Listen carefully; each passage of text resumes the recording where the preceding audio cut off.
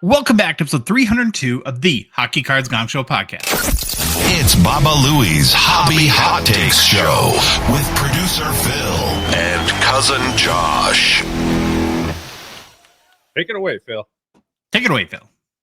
Hey, boys. Welcome to a new episode of the Hockey Cards Gongshow podcast. Today we have Josh and Baba Louie. Take it away, Josh. That was weird.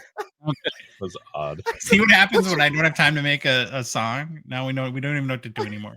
We're so dependent. It's a crutch. Like that. You've already got a cane. You can't. Oh, do you hear that? Mm-hmm. Kobe, you're not going to the pool. Got my dog. It's like he's freaking out because he apparently thinks that he should be at the pool. You're not going to the pool. Just stop. All right, we got a show to do. Beyond this show, I got to talk about Thursday already. It's going to be a huge show. We're going to have 3 interviews, I'm thinking. We're going to have Karn Rye from Slapsharks talking about the huge Bedard 101 from Ultimate, the NHL Shield 101 that's up for auction on Slapsharks this week. And one of the biggest hockey cards ever auctioned on eBay. That'll be awesome. Then there's the draft. 3 days ago, I realized, holy crap, the draft is this week. I mean, you get into like Stanley Cup Finals mode, and we're still kind of thinking the season. And I thought the draft was in July. No. It's this week. So Russ Cohen, who we've had on the show before, is a draft expert and writer.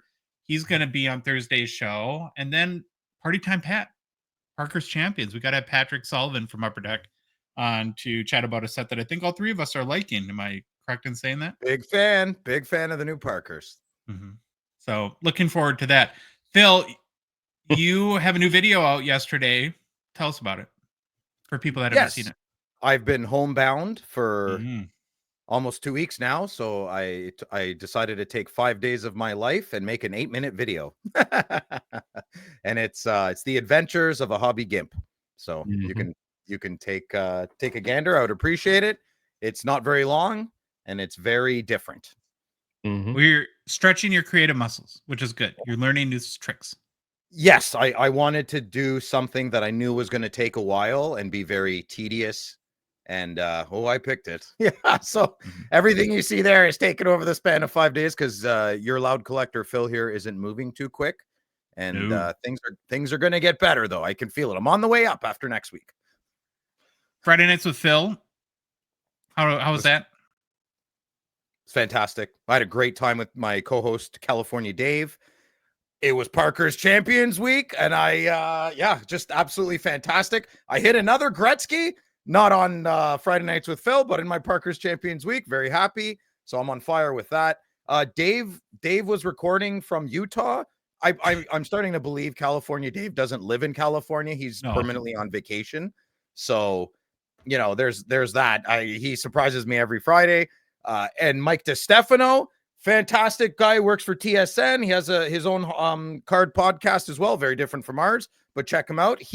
I threw him the link because he's a friend. I don't know if he's a good friend. I consider him a good friend. And he came on and we talked some hockey cards. We talked about the Ovechkin longevity of the buybacks that just came out because we have disagreements. But if you want an example of 2 guys that can disagree and still be friends, go check out Last Friday Nights with Phil. Great. I got to go to Louie's daughter's graduation party yesterday. It was amazing. They had awesome food. That's really important thing. It was only 104 degrees. So thanks for upping the temp, Louie. But you have a good time? I did, yeah. And for you people that don't know what 104 is, I'll give you the 40 Celsius. It was nasty, terrible.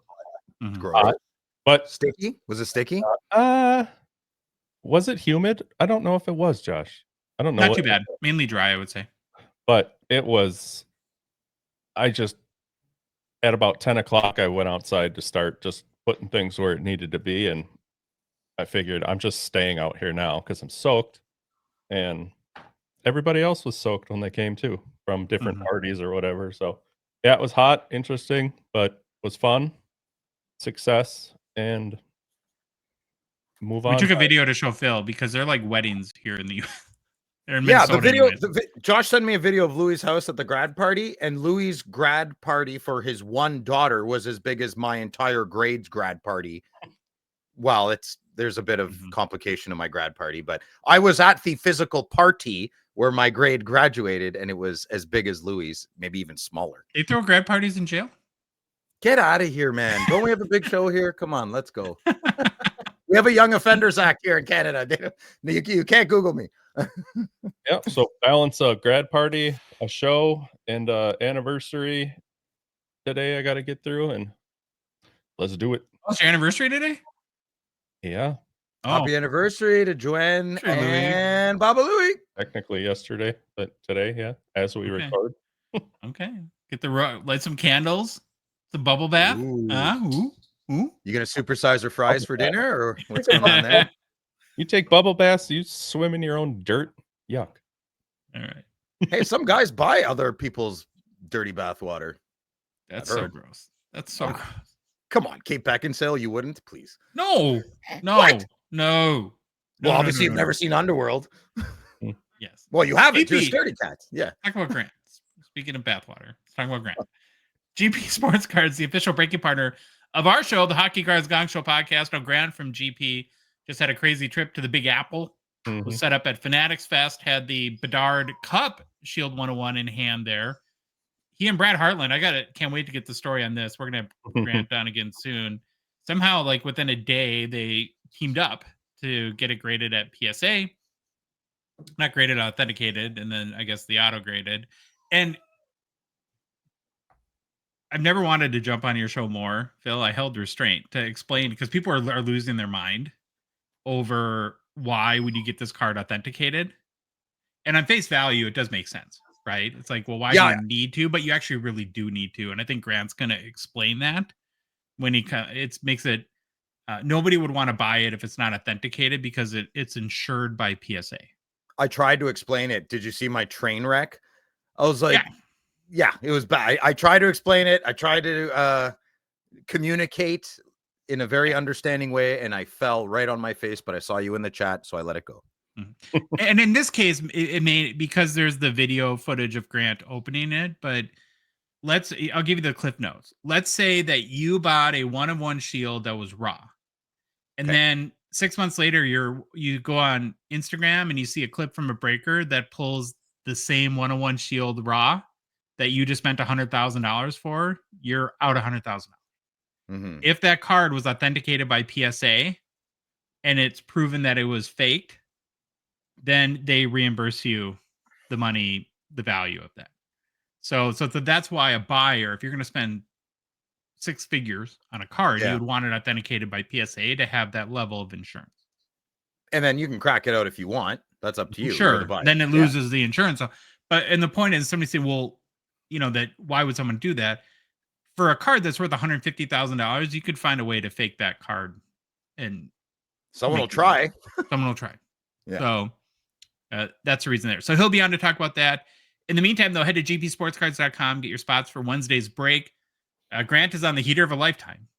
Pulls the Bedard 101, another Cup Bedard 101 the other week. And then on your show, a guy was in the chat that's saying that Grant pulled him Brad Marchand Shield 101 from Ultimate. I didn't catch that comment. I didn't know. That was pretty wild. Yeah. We got the other Bedard Ultimate 101 pulled in Ottawa as well. Yep, that's the one in Slap Sharks this week too. Yeah. So, crazy. Maybe it'll continue. You can also find them breaking on most Wednesday mornings and whatnot too.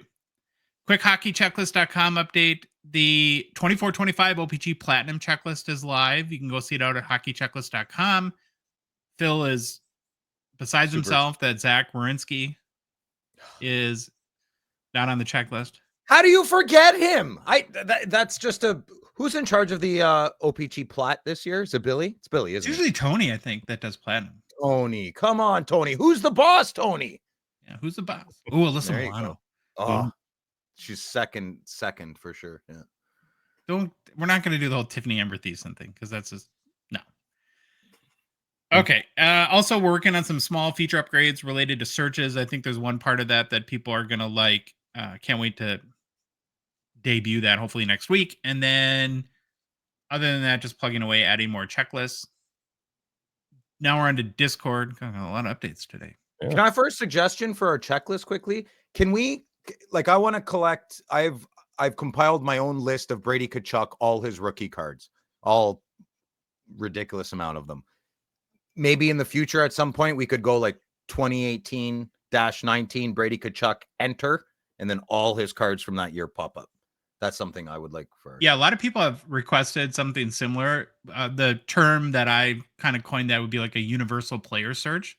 Ooh, which Josh, would we need be a universal player search. Which would be great. It would actually be worse to have it now because there's only 150 checklists on the site. Yeah, do it at the end.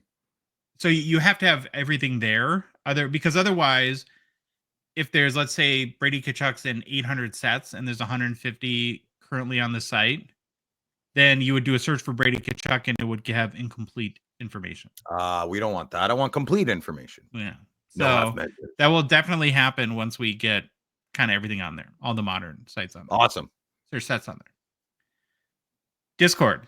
So tomorrow, episode 6 of our Discord exclusive show, Behind the Bench with Neil, IFC. Neil drops. If you're part of our Lonely Men community of hockey card collectors, be sure to check that out. Also, Louis and I will be tabulating the results for the 5K challenge this week and declaring a winner. About 47 times, Louis will say he's never doing this again. Yep. So looking forward to that. And my favorite part is the pickups channel. And I'm finding myself, we have such like good collectors in our Discord. I have, not in a bad way, I have envy in a good way, because that's probably one of our more popular channels that show us your cards. And every day I'm just impressed by what the acquisitions people are adding to their collections. It's like I feel like they're better collectors. It's a collector's Discord. If you're a savvy seller, you should probably get in there and take advantage. Maybe. And if you want to join our community, it's very easy to do. All you got to do is support our show, the Hockey Cards Gongshow podcast, via Patreon for as little as $5 a month. You can be one of the first $2.99 still. There's a few spots left. Supporters of our show. You do get access to our Discord. You get to participate in all the games, contests, activities we do there. Get to watch Behind the Bench with our good buddy Neil. And if you want to do it, you can find the link on our website, hockeycardsgongshow.com, or go to Patreon directly, patreon.com. Search for Hockey Cards Gongshow. There's a link in the show description in both YouTube and the podcast apps and our Instagram and TikTok profiles too. Baba Louie, we have two new patrons who have joined the community since our last show. You want to shout them out for us, please? I will. First one, Mr. P. White. I think it's Mr. You never know. Yeah. We'll go with it, though. And I don't know if we have a single woman that's put in our Discord. We gotta fix that. Wait, why don't we just pretend? Why don't we get like a high class escort and just throw them in there and throw hockey cards at them, and then what they don't? I think that would discourage. I don't think women want to. Maybe we got to stop calling it the Island of Lonely Men. If I was a single 45-year-old woman, I would go to the Island of Lonely Men. Yeah. I don't think women have that same problem men do. Like they usually I know. These all seem to be switching teams, and I don't know. I don't know how to date anymore. I'm just staying home. I have no idea what's going on. I'm staying in the Discord. Come hang out. And number 2, this week we have Kick Save and a Beauty. Kick Save and Lance Boo. I love that. That's a good name. Welcome. All right, what's the game plan, buddy? The game plan is starting off with get to know your Hall of Famers, moving into a new year now. Then it's Hobby Deep Dive, NHL Draft Edition. Then it's some hobby news. And then it's the top 5 biggest hobby busts in the past 5 years. Then we're off to new product releases, the Gong Show mailbag, and personal pickups. A big Gong Show mailbag. I actually had to cut it off a little bit, and we'll get to people's questions next week because it was the biggest ever. So if we didn't get to your question, we for sure will get to it next week. Let's get rolling, though, with Get to Know Your Hall of Famers. It's the series where we are profiling every single Hockey Hall of Fame player. We started with the very first Hall of Fame class and have been working our way forward. For each player, we do a quick bio, talk about why you should care about them, then look at their hobby market. And today, like Louis mentioned, we're starting with the inductees from the class of 1962. Still a twinkle in your dad's eye in 1962, Phil. Yeah. Little baby sperm swimming around, waiting and waiting. 6 players were inducted that year. Mm. Swimming around Yeah. somebody's bathwater. Hello, And hello. today's Hall of Famer we're going to profile is Steamer Maxwell. Not No from way. Cleveland. You know, that's Freezer Minwell's cousin. That's crazy. Oh boy. Steamer Maxwell. That's a beauty name. That just goes to prove my case. Out of all those sperm, you were the fastest one. That's right. That's right. Let me through. Get out of my way. Freezer Minwell's. He's got Should have been frozen. The way this is starting, this could either be our best show or our last show. We'll have to see we're what losing happens. subscribers, definitely. What happens. That's okay. Frederick George Steamer Maxwell lived from 1890 until passing away in 1975 at the age of 85 years old. He was born and passed away in Winnipeg, Manitoba. Steamer was a wee lad, coming in at 5'7", 135. 135 pounds. Wow. That's tiny, yeah. Played the rover position in a hockey career that lasted from 1909 until just 1915. Steamer played for 2 teams during his career, the Winnipeg Hockey Club and Winnipeg Monarchs. He'd go on to win 2 provincial championships in the Manitoba Hockey League, including the 1915 Allen Cup as the Canadian Senior Amateur Champion. Is the Allen Cup a big deal? I've never asked that. I am not very well versed in the Allen Cup. That'd be Again, you're barely Canadian. It's a hard no. Hard no. Okay. Over 37 career games, Maxwell scored 21 goals, added 4 assists for 25 points and 28 penalty minutes. It's wild to think of a Hockey Hall of Famer that played 37 games. That is different. We're not. Yeah. Well, this better be a good segment. I want to know why. Okay. Steamer Maxwell spurned multiple offers to turn professional and ultimately ended up quitting hockey when he learned that his peers at the senior amateur level were starting to get paid. He was disgusted. Okay, can we pause for a sec? What is the bad thing about that again? You explained it well, and I've forgotten. So why? Because it's disrespecting the honor of the game. It was seen get as like paid? classless, like that. Classless. Getting Okay, paid yeah. was sort of like associated like gambling or. Okay. So were there other sports at the time? Like, I think so. I mean, no basketball. So maybe we can do something. I'll look into that kind of stuff. Sorry, go ahead. He'd fight in the war, which we'll talk about in a minute. And then after he did come back from World War I, he founded a lumber company with fellow Hockey Hall of Famer Charlie Gardner, and he'd eventually become a millionaire as a result. Mm. So it worked out for him. And why, first, you should care about the Allen Cup, Bill. Just so you know, in 1908, a split occurred in the competition of ice hockey in Canada. The top amateur teams left the Eastern Canada Amateur Hockey Association, which allowed professionals to form the new Interprovincial Amateur Hockey Union, which was just an amateur league. So the trustees of the Stanley Cup decided that the cup would be awarded to the professional ice championship, and there was no corresponding trophy for the amateur championships. So the Allen Cup was donated in early 1909 by a Montreal businessman and an Amateur Athletic Association president, Sir H. Montague Allen, to be presented to those amateur champions of Canada. I think it's like the second time I've been told that. I'll try to retain it this time. Yeah. I Thanks, think Louis. Louis is now officially more Canadian than you. Yeah, there you go. It happens. Why we should care about Steamer Maxwell? Well, Maxwell's explosive speed and relentless style earned him the nickname Steamer, as he would steamroll through opposition with grace and power. Again, he's known for exceptional speed and stick handling, setting him apart even among professionals. He played exclusively as an amateur, primarily for Winnipeg Monarchs from 1909 to 1915, and famously turned down substantial offers from professional leagues, including a reported $1,500 contract from the Pacific Coast Hockey Association, a significant sum at the time. At a time when many were lured to professional leagues, Maxwell held firm in his amateur status. His refusal to go pro was both admired and rare, elevating his stature as a purist of the game. So it's more pure to not get paid, which is just weird. Okay.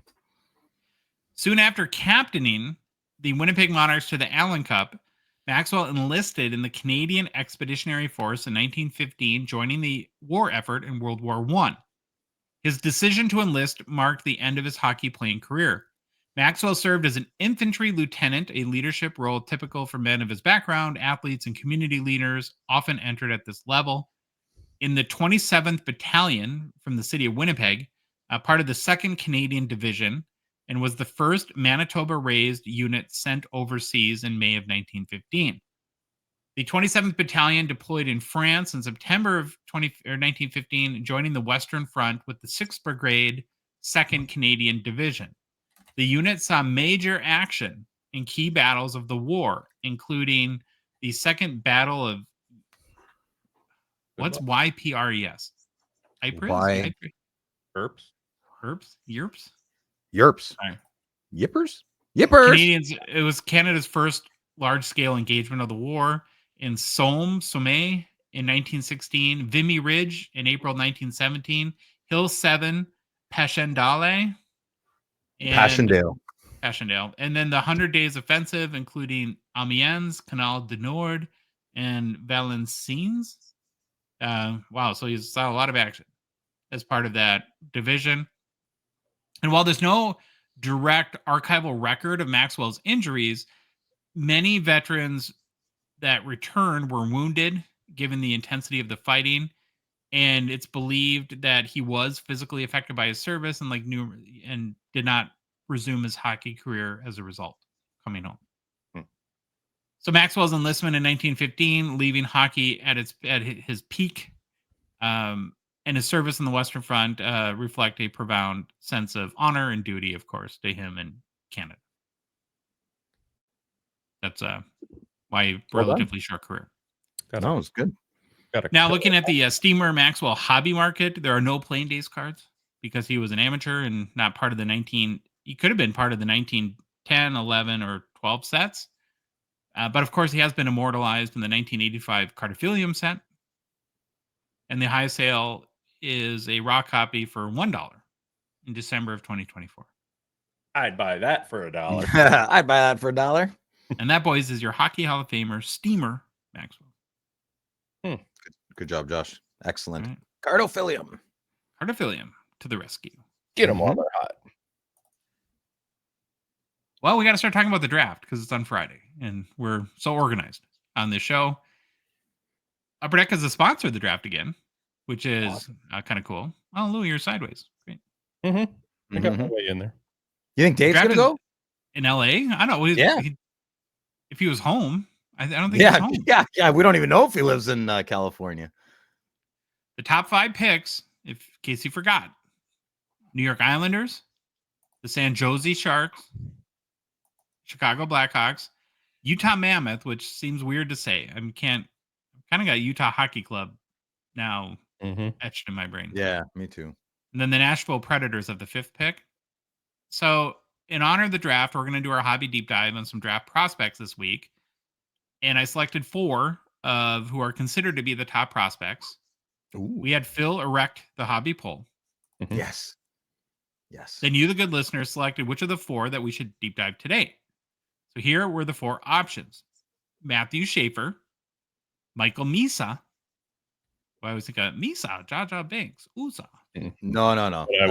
That's not canon. James Higgins, and then Porter Martone. So after the 24-hour voting period, here's how the vote shook out. Schaefer's got it, right? We'll see. All right. Oh. Ready? Yeah. Louie, All what'd you do? I'm making a mess. I spilt my pop and everything. So let's. Okay. Oh, wow. Misa edging out Schaefer. Nice. I'm happy. Let's get into it. Yeah. Just by a nick, 33% to 32% for Schaefer. So, and then coming in third was James Higgins. Then Porter Martone had 16%. So wow. Martone after Higgins. Interesting. Okay. So that makes this week's hobby deep dive Michael Misa. Misa is just 18 years old from Oakville, Ontario. Is that in the GTA? Yes. Yes. If it isn't technically, I apologize, but it is. Might as well be. He's expected to be a top 2 or 3 pick in this week's NHL Entry Draft. I would say he's probably the biggest or most recognizable name of the draft prospects this year, wouldn't you? He's always been the best. Okay. You know, like he's always been top tier. Schaefer's kind of projecting not quickly, but he has a big ceiling, Schaefer, and I think that's why he's going to go first, is because he can break out. He can do everything at the NHL. I'm a Misa fan. I'd go Michael Misa myself. Okay. Well, let's see if you learn anything. Okay. Misa first burst onto the hockey world's radar in April of 2022 when just 15 years old, dominated the OHL Cup playing for the Mississauga Senators. He set a tournament record with 20 points, 10 goals, and 10 assists in just 7 games, breaking Connor McDavid's previous record of 18 points. Wow. Then he was granted exceptional player status by Hockey Canada, allowing him to play that year in the OHL a year early at 15 due to his elite skill and maturity, becoming the 6th player in history to receive exceptional player status.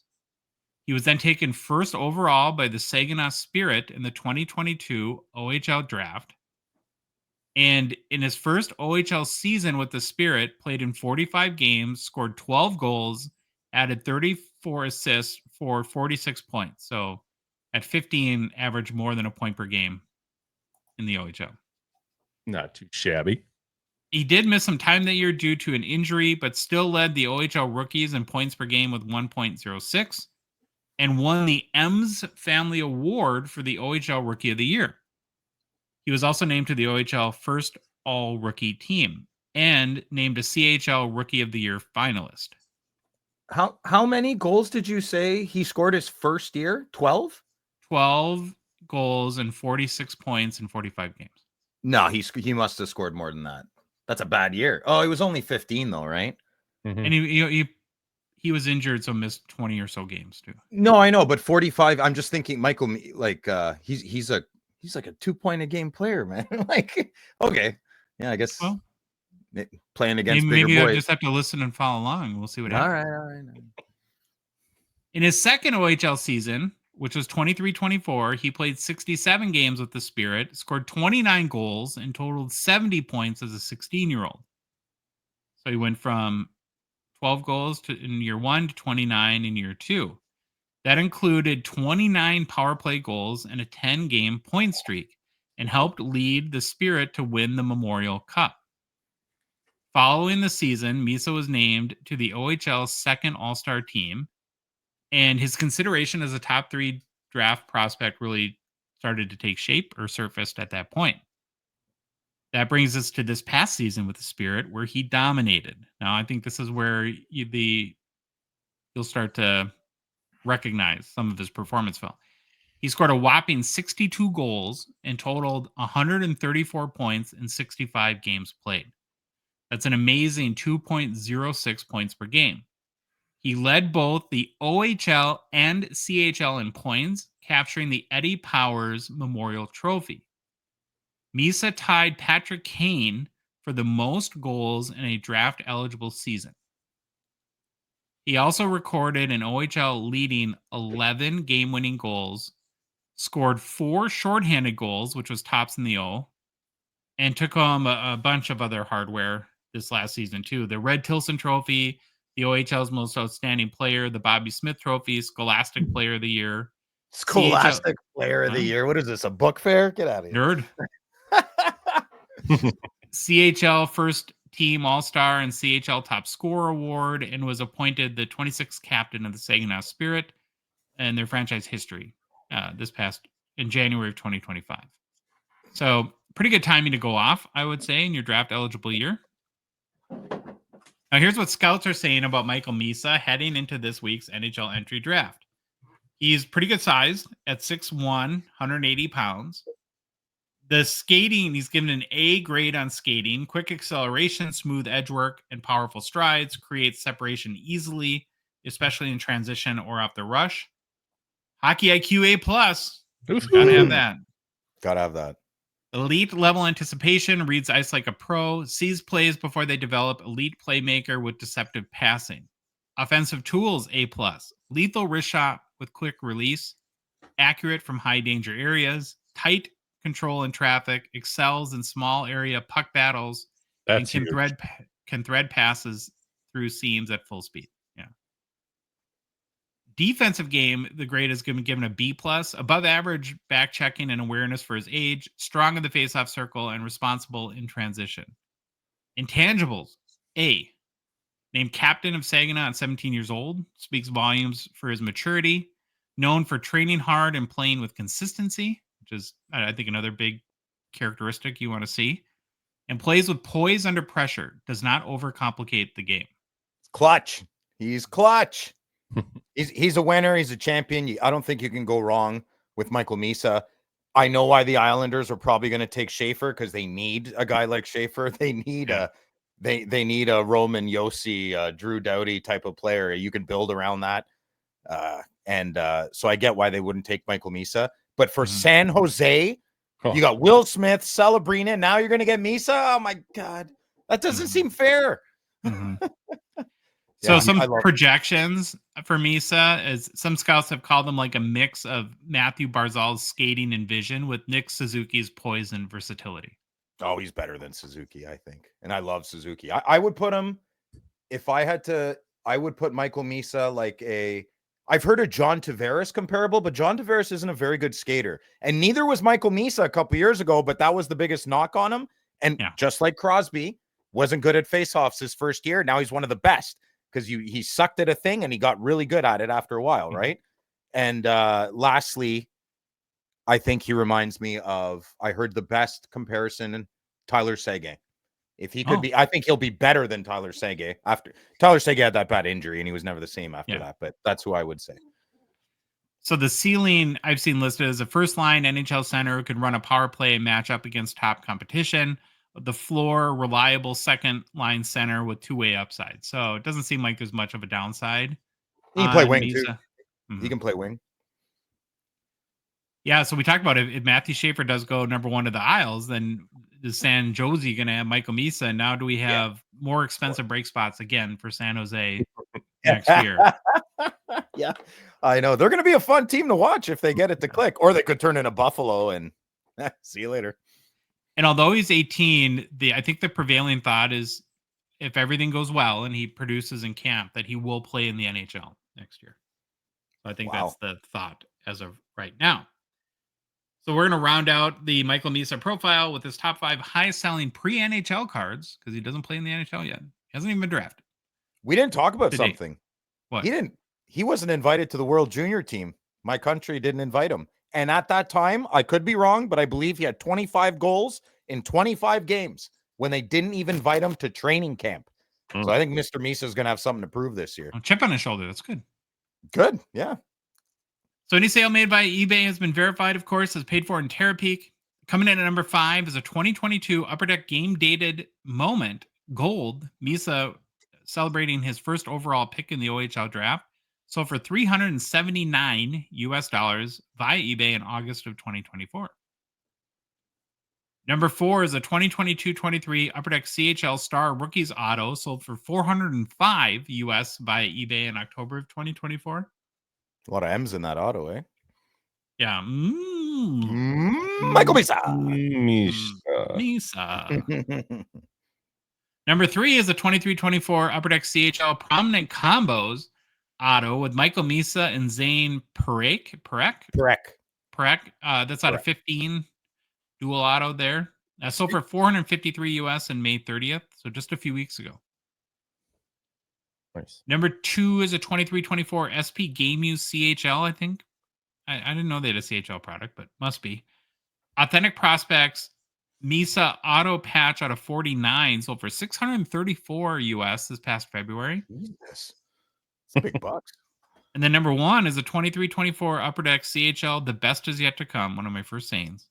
Auto out of 15 sold for $891 via eBay in August of 2024. Pre-NHL market, pretty strong. Mm-hmm. Not bad. Nothing will ever compare to the Bedard craziness, but nothing ever compares to you, Joshy Poo. Oh, Sinead. Or Chris Cornell. Both versions are fantastic. Both are fantastic. So have you watched a fair amount of this kid? It sounds like you followed him a little bit, Phil. For the draft, I'm a YouTube kind of hack, you know. Leading up to the draft, I'm always like just pounding in the information. But Michael Misa, I've been following for I don't know, it feels like a couple years now, 2-3 years. Kid's been always the best, always. You know, it's gonna be after Schaefer and Misa. I don't think you can go wrong. I'm really excited for this year's draft. There's some really good players in. It'll be fun to get Russ Cullen's take on him. Yeah, definitely. Well, last year he was like, no, I didn't agree with half the things last year. Sorry, I just put my leg up. And but Russ was great. He's a total professional. Can't wait to hear his thoughts as well. Yep, that'll be a good one. Slab Sharks is a Gong Show partner sponsor. Of course, we're thankful for their support of our show. Huge news from Slab Sharks this past week. They've landed a big one, boys. The 23-24 Ultimate Collection Bedard Shield 101 is now up for auction with Slab Sharks. A special 10-day auction, a huge get for the Slab Sharks team. I mean, you're in the auction game. It's when these cards come out, it's pardon the pun, but it's like sharks circling to get the listing, and they were able to land it. Could be the biggest card ever auctioned on eBay in the hockey hobby. That would be pretty wild. Yeah. And yeah. So Poldonato, you said, what's the story? You got to tell the story that you heard about this card too. I got a text message from my very good friend who I don't know if he wants me to say who it was, so I won't, but he works at the LCS that I frequent a little bit less in Ottawa, Game Breakers. And he messaged me and he said, it's always the Pokemon people. I said, what is? And he goes, someone just hit the 1-of-1 Bedard Shield in the store. And they're not a diamond dealer, right? Like they just get their allocation where and when they can. And here we are. And a kid who frequents the store often, not a kid, I mean like 30-year-old guy. And he just decided to gamble, take a shot on a bigger product and see if he could hit something nice. Well, you did it. Good job, buddy. Secret hate. Good job by you. Yeah. So they drove it to Toronto right away. Yeah. Immediately. Yeah, that's what they did. Good advice. Good advice. So it'll be fascinating to see how this one ends up. We'll be following it on our Thursday night show for sure. But there's also a 5,700 other cards in the auction this week. So another huge Slab Sharks auction. We've done our homework on this show. We're studious. We've each looked through all the cards and have picked out our favorites. I'll start out with my two favorites. So I'm kind of on the Wayne Gretzky clear cut. A canvas auto. There's one every week. So we can all have one. I know. Last week was a red ink auto. I really like this one where he's kind of like casually sitting on the boards. Yep. A beautiful auto. Hand numbered on a 25. I love hand numbering. It's got the double dimes, PSA 10, auto 10 from 2020 clear cut. I think just an amazing Gretzky card. Then, I don't know, this next one just kind of spoke to me. It's a 2020-21 Ole Lefsa, Mario Lemieux auto. It's not numbered or it's just a clean card. You know, that it's a nice Lemieux auto. And if you're, when I thought of this card, I thought, you know, if for somebody that's never had a Mario Lemieux auto that's wanted one, that this might not be a bad, I don't think it'll be like crazy expensive. And, I agree. You know, it's just a nice card. Very nice card. Beauty is in the eye of the beholder. Yep. Louis, your favorites. First one I picked is a 2013 The Cup Gold What a card. Patch auto out of 10 Brodeur. It's my second favorite year of the Cup, 2013, just in case everybody was wondering. Oh, that was my next question, but so that's that. But I'm loving ever since I picked up that Keisher, the Cup Gold card out of 8 or whatever. I've kind of gotten sucked into the gold. Oh yeah, great. That was a great card, Louis. Great card. So starting to like these. This one, yeah, I'll be watching it. But like I said, I pick stuff I can't afford. So next one is a 2021 The Cup honorable mention patch auto out of 21. It is Mr. Kirill Kaprizov. He kind of looks like a Cabbage Patch doll, a little bit. Yeah. But like Josh, I love the hand numbering on cards. Yeah. That wouldn't go away. I don't ever want it to go away. Sure, it's gonna. I think it did. Didn't it? Does that, if that goes away, does that mean the pen room goes away too? Because obviously they do that in the pen room. Is the pen room like Moncton? Does it exist You know, I want to see Billy it. said there's a Or- pen room. We're not. I know. didn't think that was a joke. There's an actual pen I didn't room. either. I didn't either. We got Bics, pastels. I don't know. Paint pens, Now, metallic. hey, I don't want to contradict anything I've said in the past, though. This one, though, it's a beautiful card, beautiful patch. Too much gold for me, though. Really? Yeah, I like the. Oh, I love gold. I really like these. It's this Brodeur one. It's enough, and it look just to make it look good. This just kind of is like Jesus, but sick card nonetheless. Kobe's losing his mind. I feel like Timmy might be in the well or something like that. It's like, what are Really? you trying to? I don't know. Weird. Do you have a You've well? been hearing that? The What? No. oh, he's been whining for Oh, crazy. I Okay, thought that now was you. lay down, dog. Lay down. all right, Phil, Phil. what are your All right, favorites? next. Yep. So I can't stop loving this card. I'm a big fan. I don't have a Joe Sakic PC. I mean, I got a couple of cards. I got his rookie kicking around somewhere. And I don't really like Avalanche patches, and I don't really like the color scheme of their jerseys, but this is probably the nicest Colorado Avalanche card I've ever seen. I love the new basics design. Very simple, very retro. And the patch is nice. It matches Joe there. His autograph's beautiful. It's just a great hockey card. So if you're a player collect, Joe Sakic kind of guy, I don't know, man. You got to get this in your collection. Nice little patch window. They did a good job. Yeah. with that in Nice there. rectangle. It's Mhm. excellent. Very nice. Okay, so my next one, I went a little bit different. I want to talk about an example or about a tactic I have, and here's an example I'd like to share. So we have a McDavid here, minorly debatable, the best player in the world. Okay, we have a game used official patch NHL licensed card. Fantastic. Global Notability is the name of the card, and it's a premier card. Fantastic. But it has a basic design. So you could look at this as two ways. I would probably look at this first and say, there's not too much going on. You know, it's a clean card, but I don't really get what a global notability is trying. Well, obviously I know what it's trying to imply, to be notable globally, but it's not, it doesn't have the common legs like an honorable numbers or a cup renditions, or it's just one of those cards that floats, you know, it's a high end card, real word, but it just kind of floats in our hobby. So we've said on this podcast before that maybe we're in a junk variety era, and a card like this could arguably be in favor of that point. Or if you're a savvy collector and you don't have any McDavids and you don't have any McDavid game used patches, and you're watching other people buy all these bangers for thousands and thousands of dollars, and you're watching from the bleachers wondering, I'll never have a card like that. Here's your opportunity. Here's a lesser known card of the greatest player in the world, arguably.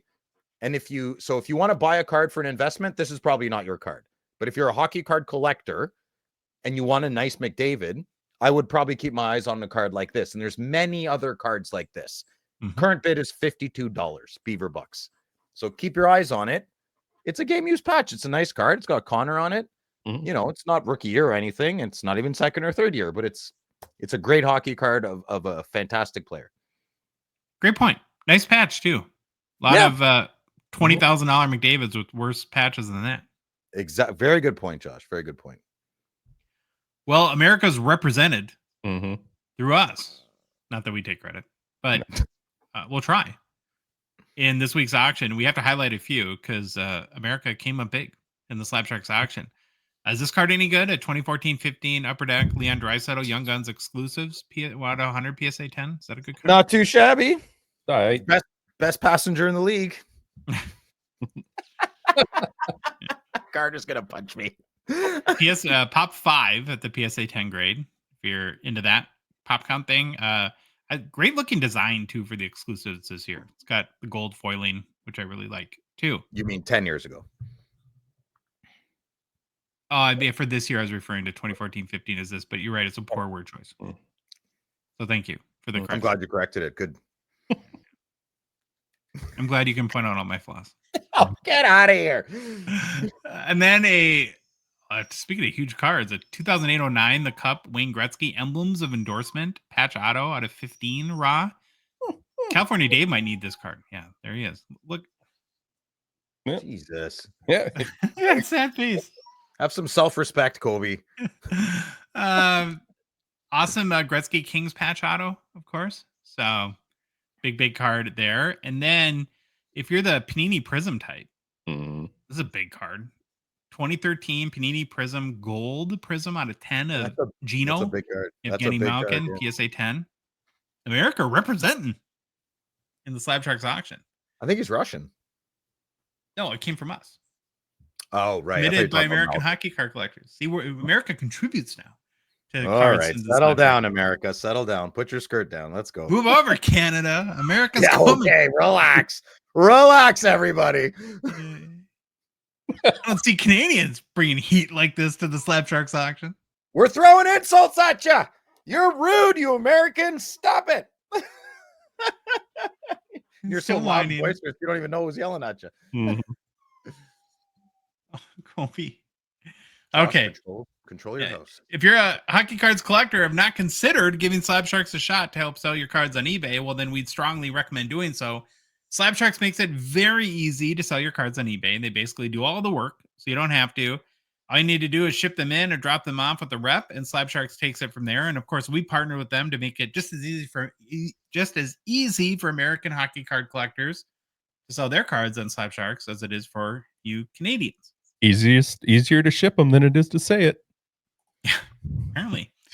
Just fill out the quick submission form, ship the cards to our U.S. mailing address, and you're good from there. There's a link in the bio, our bio, for access to the submission form. And for complete consignment information, including payout rates, head to slabsharks.com. Hobby news! Oh, wow. Hobby news. Good Lord. I think I broke the microphone. I think so. Enthusiastic pastime scoop central. Oh, love this. Wow. You're very creative in the ways that you can come up with. And I love how you shake your head like Shimmy shake. shimmy shake. No, Yeah. Don't do that. Oh, I can't. So speaking of Matthew Schaefer, now this is we're gonna circle back, I think, to a little bit of Michael Misa talk here too. Okay. Upper Deck signed Schaefer to be one of their exclusive athletes. So the Erie Otters defenseman, who was the front runner to be the number 1 overall pick, this week's NHL entry draft, is now a UD exclusive athlete. That means he'll only be able to sign cards and under the UM or the Upper Deck umbrella. Includes, I think, memorabilia too. Also, Upper Deck will have use of his name and likeness for their marketing purposes. And Schaefer is just 17 years old, rated the number 1 North American prospect. In 2023, he was the first overall pick by the Otters in the OHL and is still regarded as the best prospect, Phil, even though he played just 17 games last season. Yeah, got Due hurt. to injury. 7 goals, 22 points in those 17 games, though. Yeah, it's collarbone, eh? And he had mono before that. I'm pretty sure. Like, he hardly had any points in the OHL. And so he must just be crazy talent. I'm also getting used to the whole neck guard thing and all these prospects. It's good. It's safety it's good. first. Yeah, Well- this kid's top notch. He got hurt at the juniors, and until he got hurt at the juniors, he was like by far the best player on the ice everywhere he went. So Upper Deck locking up Matthew Schaefer there. Moving on, Johnny Toews, the hometown reunion is complete. I'm coming home. I'm coming home. sorry. So Taves signed a 1-year deal with his hometown Jets. The 37-year-old 3-time Stanley Cup champion returns to the NHL after a 2-year absence. So he announced in August of 2023 he was stepping away from the game due to health reasons, but refused to call it a retirement at that time. Taves started dealing with chronic inflammatory response syndrome, which sounds fun, in 2020. Then his issues were further complicated after he contracted COVID and had lingering long COVID effects. So the second player maybe before recording we talked about Rossi, who had the same for the Wild and potential trade rumors. He had the same long COVID kind of stuff affecting his career too. During his hiatus, Taves told GQ he's battled immune issues for quite some time. So here's what he said. If I do look back on my career, I always kind of had digestive issues, immune system issues, nothing seriously chronic or diagnosed when I was young, but definitely in my teenage years, I was always battling something. Early in my career, it was probably my second best season in the NHL. I kept getting sick. I couldn't sleep at night. All these things were just finally got to the point where I was like, all right, I always thought in my mind that everyone else just felt that way and that was just normal. But then it got so bad that I barely made it through the playoffs that year. So is it the COVID complications or is it the I think, well, he lifelong- had the immune issues before that, and then the COVID made it worse. Yeah.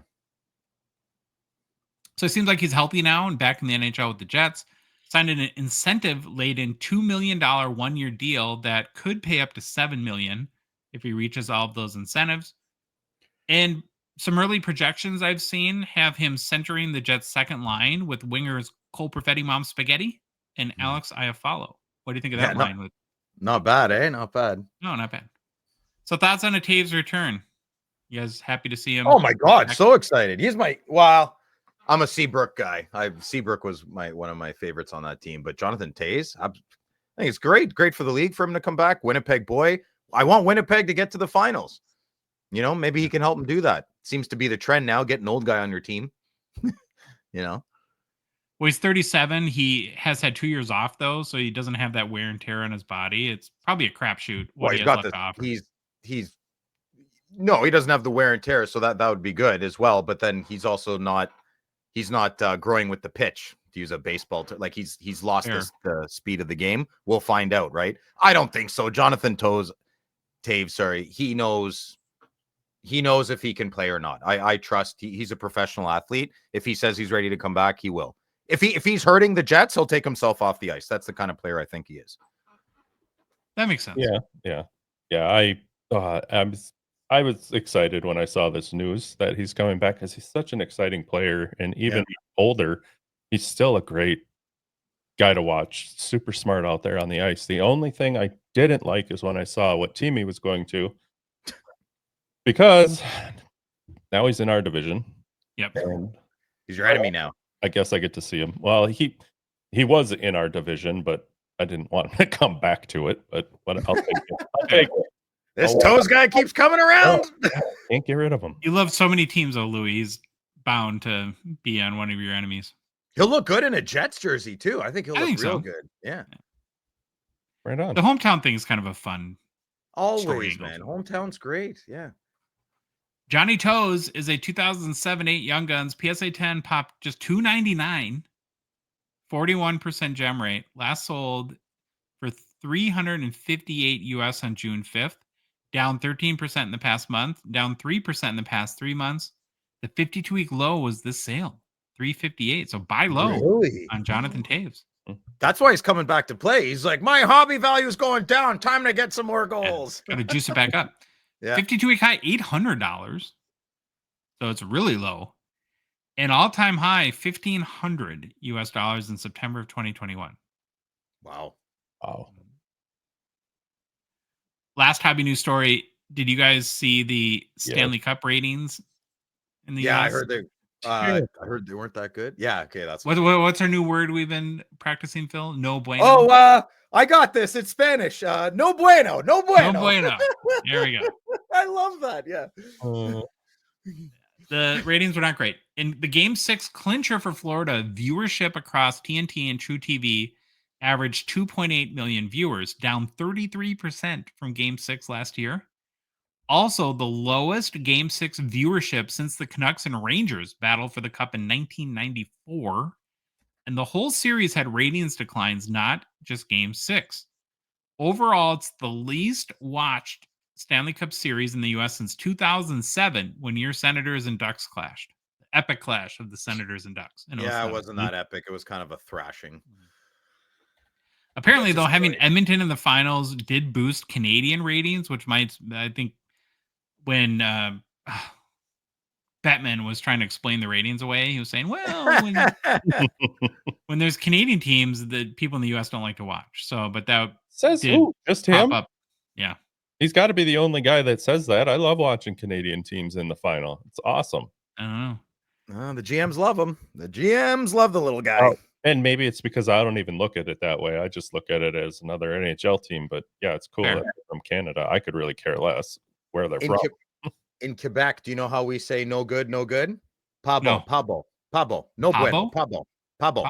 Oh, Pablo. Okay, nice. Pabo? We're Not gonna go Pablo. all the ways. No, not Pablo. Pa bon. Bon means good. Pabo. Pa Bon, bon. bonbon, Get it? I shouldn't have said anything. baguette. Oh, no. All right. I'm Get gonna out of here. Yeah, cheeseburgers and fries. I want my gravy. Where's my That's a Canadian thing. Gravy is not that big in the US. Oh, it's so. not. What do you guys like? Ketchup. Yeah, Yeah. I like ketchup too. Okay, you're like, I want my Coca-Cola and my diabetes. Gravy's All right, Pablo. all right, shooter. Gravy's Pablo. Here's the rating stat that made me really want to do this story because it kind of blew my mind a little bit. Was it So Pablo? remember, Game 6 had 2.8 million Americans tuning in. Mhm. The Four Nations final had 9.3 million Americans watch it. Oh, wow. Mhm. Yeah, more Patriots and NHL fans. So less than a third that watched Four Nations watched the Stanley Cup Finals. Yeah, but you know how us spoiled Americans are, though. We didn't You're want very to see the spoiled. same two teams again. The same thing. Oh, maybe that was it. Yeah. So what, like a fair weather fan would be like, oh, it's the same two teams, and they'd switch channels. Pretty much. Good Watch with- something else. Really? What if it's real time though? Wouldn't that make it more exciting? I just think that there was something, people got swept up in Four Nations, and they even said that after the Four Nations, for a couple months, the regular season ratings went way up. Like it really drew people into the game. And overall, it was a seesaw year for ratings. Like it was really inconsistent. The Winter Classic had the least amount of people watch it ever. Which, Mhm. Yeah, and so, it's lost its thrill with me. well, I think you have like the Heritage Classic, you have the Stadium Series, right? And so maybe there's too many. I don't of even these know what any. All of that's outdoor game. I don't Heritage Classic. Blah blah blah. I'm like, whatever. I can just drive down the street and go watch an outdoor shinny game. Like, There's less than 1 million people watch the Winter Classic. So what they've done as a result is, and this is probably a good move, they moved it from January 1st to January 2nd. Because I think on January 1st, aren't you competing with all the college football bowl games and all that stuff too? And the other factor in the Winter Classic was you had Bedard and the Poopy Blackhawks Mhm. taking on St. Louis. I just don't think that was a real inspiring matchup that drew a lot of people in. Next year, it'll be on, like I said, January 2nd. It's Rangers and Panthers. So I don't know if that'll be more exciting to people or not. But And It's it's in Florida too, isn't it? how are they going to do that? I'm right though, correct? I don't know. I think that I swear, half Christian here, that yeah, Which half? this that summer. half. It's got to be in Florida. I'll look it up later, but I think it was in Florida. I'm like, how are you going to pull this off? But we'll see. The NHL could do a lot more, right? Like, Josh, don't you use a basketball example? Like from 10 years ago, the basketball like marketed the league properly, and it became very popular. Well, that it started with the Dream Team in 1990. Dream Team, yeah. But like, we're getting a lot of big personalities slowly but surely. Well, no, I don't know. We're not in those boardrooms. I don't know what's going on. You know, who knows? The ratings shouldn't be going down. Hockey's getting more fun and talented and opening up a little bit. Shouldn't the ratings be going up? Oh, it's always been this way, though. We've always talked about crappy hockey ratings, but I think what the NHL needs to do is what the Panthers have done. Have you guys seen all these social media posts that have come from the Panthers? It's amazing. Where they're like, they show a picture of Brad Marchand and they go and they at the Boston Bruins and they go, "Thank you, Boston." Then they added Buffalo and a Sam Reinhart and it just says, "Thank you, Buffalo Sabres." Like It's for amazing. all the, they're trolling everybody. I love it. That's how amazing. You think McDavid's not watching those and being like, no problem. Remember when Barack Obama, I don't care about your politics. This is funny. When Barack Obama laughed at his dinner and he said Trump will never be president, everybody in the room laughed, but Trump was just looking normal. Like him or hate him, he took those words and he internalized them. You don't think McDavid's doing the same thing? No problem. Keep coming at me. No problem, right? Going to management, get me a goalie now. I need to get these guys back. It makes for great drama. It's awesome. I love what Florida's doing. And the NHL bitter rivalries, embracing it. You know, bring back when I was growing up, man, Ottawa, Toronto, they were killers with each other. It was awesome. Promoted. Now, none of those rivalries are talked about. They got rid of the dislike button. Everything's fallen apart ever since then. No more dislike button. Yeah. Let's talk about some busts. Let's do it. There's a purpose here. Oh, not what I was thinking. Kind of ties into the draft this week a little bit. It's easy for us to fall in love with the rookies that get hype. We've all been susceptible to it, right, Shane Pinto? Yes. I still love my Shane Pinto. I know you do. Especially if they play for your favorite team, like the case of Pinto and the Senators. The reality, though, and it's good to remind ourselves of this, that most hot prospects that stir the hobby ultimately do not become the superstar that many people hope they will. Prospecting, of course, is a game mostly of misses. And in the hopes you can eventually go all in for a player that does hit every now and again. Mm-hmm. And as we know, too, in the hobby, it's not even as simple as the player's good. Like, there's endless amounts of great hockey players that have no hobby market. Like, you think of, to me, almost the perfect example, going back to 2015, the whole Eichel versus McDavid thing. From a hockey standpoint, as it turned out, they're both amazing players. McDavid's obviously better than Eichel, but Eichel's had a great career. Fantastic. Maybe even a Hall of Fame career. And there is a lot of people even in the hobby on Team Eichel. Yeah, in 2015. Everything in hockey. Yes. Very good. Obviously, though, if you had gone all in on Eichel as a prospect and not McDavid, well, we know how that would have worked out, right? He's a hobby dud compared to McDavid. Great player, but hobby kind of a little bit of a dud. So when I thought about the biggest bust over the past 5 years, and I wanted to pick players that, well, sure, anytime we do a segment like this, I get it. There's always going to be he's only 24. He's only right. And of course, anyone can have a miraculous turnaround, right? Just because something's possible doesn't mean it's probable. That's like what I want to say about this, right? And I would think that these of the 5 years are the guys who had a lot of hobby hype. Mm-hmm. And sure, it's still possible that they turn into Mario Lemieux. But is it probable? I'm going to say, in my opinion, no. And you guys are going to agree. Do you guys in the comments will agree and disagree? Baba Louie and Phil will agree and disagree. And again, maybe you pick 5? I picked 5. 5, okay. Over the since 2020. I kind of gravitated to guys that were closer to 2020. I didn't pick anyone from 23, 24, 24, 25, because that's a little early to call somebody a bust. But okay, if you've had 3-4 years in the league at this point, so I know you're picking first, probably. Yeah, and again, maybe it's probably pretty obvious at this point.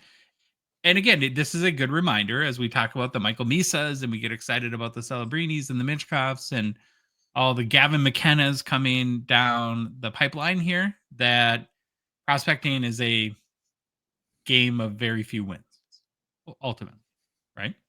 Mm-hmm. So here's my top 5 biggest hobby busts in the past 5 years. Feel free to flame me and call me an idiot in the comments. It's just a normal day around this show.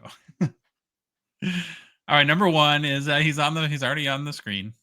Alexis Lafreniere, the first overall pick in the 2021 draft or 2020 draft. He had, of course, all the hype, hoopla, and pandemic sports card boom propelling him into the hobby. Was the prior to being the first pick in the NHL draft, was the first pick in the Q in 2017. Scored 114 goals in 3 seasons in the CHL. And has not been a superstar in the NHL to match the hobby hype. There was a little bit of hope, of course, after 23-24, where it's like, Laffy's here. Mm-hmm. Right? That season, he had 28 goals, 57 points. But then last year, that fell back to 17 goals, 45 points. Ugh. Now, whether you want to blame COVID, how the Rangers have managed the kid line, Yeah, that was a big topic with him and Heedle and Capo Caco. Caco something. Capo Caco. I would say after 5 full NHL seasons and not ever reaching 30 goals or 60 points, that can we just call the 23-year-old Laffy a solid second or third line contributor maybe, and the dream of him being a Mario Lemieux is probably over at this point? He hasn't hit 30 goals, in the last 5 years. No. Whoa, for the first and that draft 2020 was loaded. That was one of the biggest drafts ever. And he was number 1. Wow. It's crazy. To give you an indication of the hype, or to remind you of the hype, more than 106 Laffy cards have sold for more than $1,000 US since his NHL debut. The highest selling was this 2020 Young Guns High Gloss out of 10 BGS 9.5. That sold for $10,500 US in October 2021. Ouch. Prospecting. It's a prospecting. I'm prospecting. I'm a prospector. Even his base Young Guns PSA 10 peaked at $1,050 US in January of 2021. Today, this card that we're looking at has a pop of 1,963, 39% gem rate, less sold for $68. Oh yeah. Now you guys want to disagree with me? You holding home hope for Superstar Laffy? It's peculiar. I'll never get used to being a layman, regular middle-aged bald man being like, yeah, he's a bust. It feels weird, but he's a hobby bust. He's hobby still a bust. Professional athlete. Yeah, he's a hobby bust. He could have a 15-year career, make a ton of money, get married to a beautiful woman, have kids. Hart Trophy, who knows, right? But it's not going to make a difference in the hobby if the window's closed. Mm-hmm. And this is not to make fun of anybody. It's just, again, the whole point of this, I think the constructive point of this is to remind everyone, as we get swept up by all these rookies constantly, that if you go back and look at it, it's once every 3 to 5 years you end up with an Austin Matthews, Cale Makar type hobby superstar. Like Makar is the last, other than Bedard, other than prospecting and hype. Makar, it would be the last like safe bet. I'm going to buy some Makar cards because that's a safer bet. Like all-timer justifies these crazy prices, hobby level player. And since in the last 10 years, you've had McDavid, for sure. Matthews is maybe a little bit debatable, and then Makar. That's 3 guys in 10 years. Yep. The hobby's picky. Hobby's very fickle. You're right. Well, and the one thing that Lafreniere and anybody else in this card year, we'll call it, is this is when I just got back kind of full-fledged into collecting too, and then the whole COVID thing, and you needed to get what you could get at that time, and everything was let's just say that a lot of these cards were balling. The prices on everything was up. You wanted it, you needed it, you held it, and I think it drug in maybe to the next year too. I didn't look too far ahead on really who you have, but I'm looking ahead now. It sucked me in too because of the way the hobby was at that time. These are the guys you needed to have because they were going to make big strides, and these cards were going to be expensive. Why I put Laffy at number 1 and you guys correct me if I'm wrong, but from my memory, a lot of people thought he was can't miss. Like, he was sure thing. Look, that's why I said the 2020 draft. I think everybody was Laffy was your number 1 pick, and then it was like, is Byfield going or Stützle? We don't know. And then it was open seat. Like, I'd rather Jarvis, Rossi. I wouldn't rather Rossi, Perfetti, Oldie. Like they're Larkin. Like there's so many people that you would rather than Lafreniere. But for number 2, as the second biggest bust in the past 5 years, I put Trevor Zegras.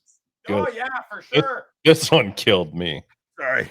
Now, he wasn't the number 1 overall pick like Laffy, but he had a ton of hobby hype when he debuted as part of the 21-22 hobby class. So coming out of the draft, Zegras was touted for his elite hands and creativity. He had a flashy style, all the Michigan goals, a lot of swagger, which is great. It's kind of a bit of a bummer he hasn't worked out because he's very marketable in that sense. And he was heavily marketed for a change, which was refreshing from an NHL standpoint. He even drew comparisons coming into the league to Patrick Kane, Matthew Barzal, and Gulp Connor McDavid. Well, look at the grin on his face. He knows everything, right? Oh, yeah. I'm going to pick on him like a dad, but like, son, wipe that poop eating grin off your face and learn from the professionals and things might go better, you know? And he was a huge hobby hit.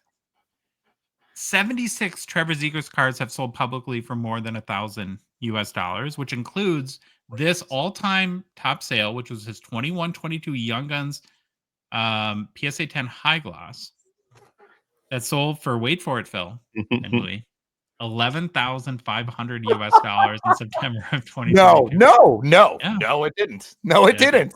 Get it while it's hot. So that's someone who left the hobby. They're like, yep, see you later. I'm out. Hockey's stupid. Wow. Yeah. It's all for that Michigan goal. You know, the guy saw the Michigan goal on YouTube and he's like, that's in a pan. Turns out he's probably not Patrick King. No, I don't think so. No, a little Sean Avery in him, I think. Well, when you look at, too, like, well, what are some of the reasons why he's been a disappointment? He has almost no two-way game. Been pretty poor defensively, which will put him in any coach's doghouse constantly, right? So you're behind the eight ball there. He's been criticized for having low compete level, doesn't want to fight for pucks in the corners, things like that. Been largely shut down in 5-on-5 play offensively. Most of his early production that got people excited came on the power play. He's battled a little bit of injury issues, of course, clashed with coaches, team management, and basically been branded as a style over substance player, which will never fly in the NHL culture. He's empty calories, you know? True. Empty calories. What year wasn't he 2018, 2019 draft? I don't remember. I don't know. I think it was Jack Hughes' year, right? Jack Hughes was number one the year Zegras was drafted. I don't remember anybody else, so something like that. So also, while his 21-22 Young Guns PSA 10 pop, which is now is 1,343 with the 29% gem rate, did peak at $650 for base Young Guns PSA 10 in April of 2022. Today, you can get one for about $36. Pretty much a cost reading is what it costs to get a Trevor Zegras Young Guns. You want to get Zegras when he's like 45 in your beer league. He'll be your best player in the beer league, right? Like, you don't know what I used to be. One of those guys. Yeah, I think I paid about 3 years ago. I think I paid $60 for a raw. Oof. If I remember right. Not going to get that today. So no, we're all on the board so far. No major disagreement. Yep. And a 9th pick in the 2019. Oh, wow. I thought he was like way before that. Woo. So why was there so much hype? It's just because he was a lot of finesse, right? A lot of highlight reel type of things. Yeah, I thought he was like fun to watch when he's cooking. Yeah. Yep. Yeah. Rarely cooks. That's the problem. Doesn't get in the kitchen. She For the doesn't cook. Queen of the Hoppies. Queen of the Hoppies. For the number 3 biggest bust in the last 5 years, I selected Mason McTavish, and this is one I got sucked into. Aww. He had so much hype after his World Junior Heroics in the U18 tournament early the year that he, I think in 2021, he led Canada with 5 goals in 7 games en route to the gold medal. And then they had the rescheduled 2022 World Juniors where he went completely bananas, put up 17 points in 7 games, was named the tournament MVP, made the miraculous goal line save in overtime versus Finland, which is probably a Team Canada classic still to this point. Has a lot of size, 6'1", 210 pounds. He's a burly guy. He's a crash bang boom kind of guy. I know. I want the world for him, but it's not happening. 3rd overall pick for the Ducks in 2021. Was widely viewed as a top-line center, power forward game, leadership qualities. He was the captain of the juniors team, Team Canada, so maybe a Ducks future captain he was looked at. And there was commensurate hobby hype. 13 13 Mason McTavish cards have sold for more than 1,000, including this 21-22 The Cup Rookie Auto Shield 101 that sold for $5,250 in February of 2024. And yeah, he's still 22 years old. I get it. I have But faith now- in him. Chris Kreider's on the team now. That's, you know what I mean? Get another old guy on there. Teach him the ways. Teach the young Jedi how to be a good Jedi. Well, we're entering year 4 of his NHL career. Yeah.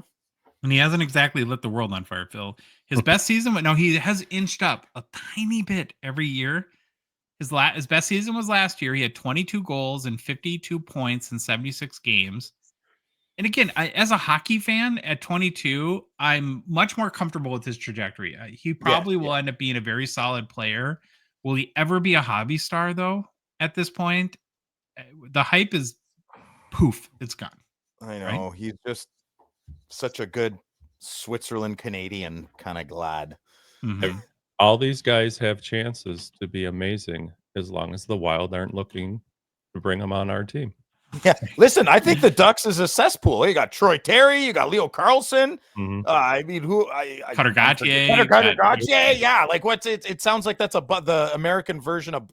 Well, no, Buffalo is in America. Sounds like it's the Southern version of Buffalo. Maybe. Yeah. McTavish is a 2021 Young Guns. His PSA 10 popped 2,177. So a lot of people graded that card. 56% gem rate. It has sold for as high. His base Young Guns has sold for as high as $265 US in October 2022.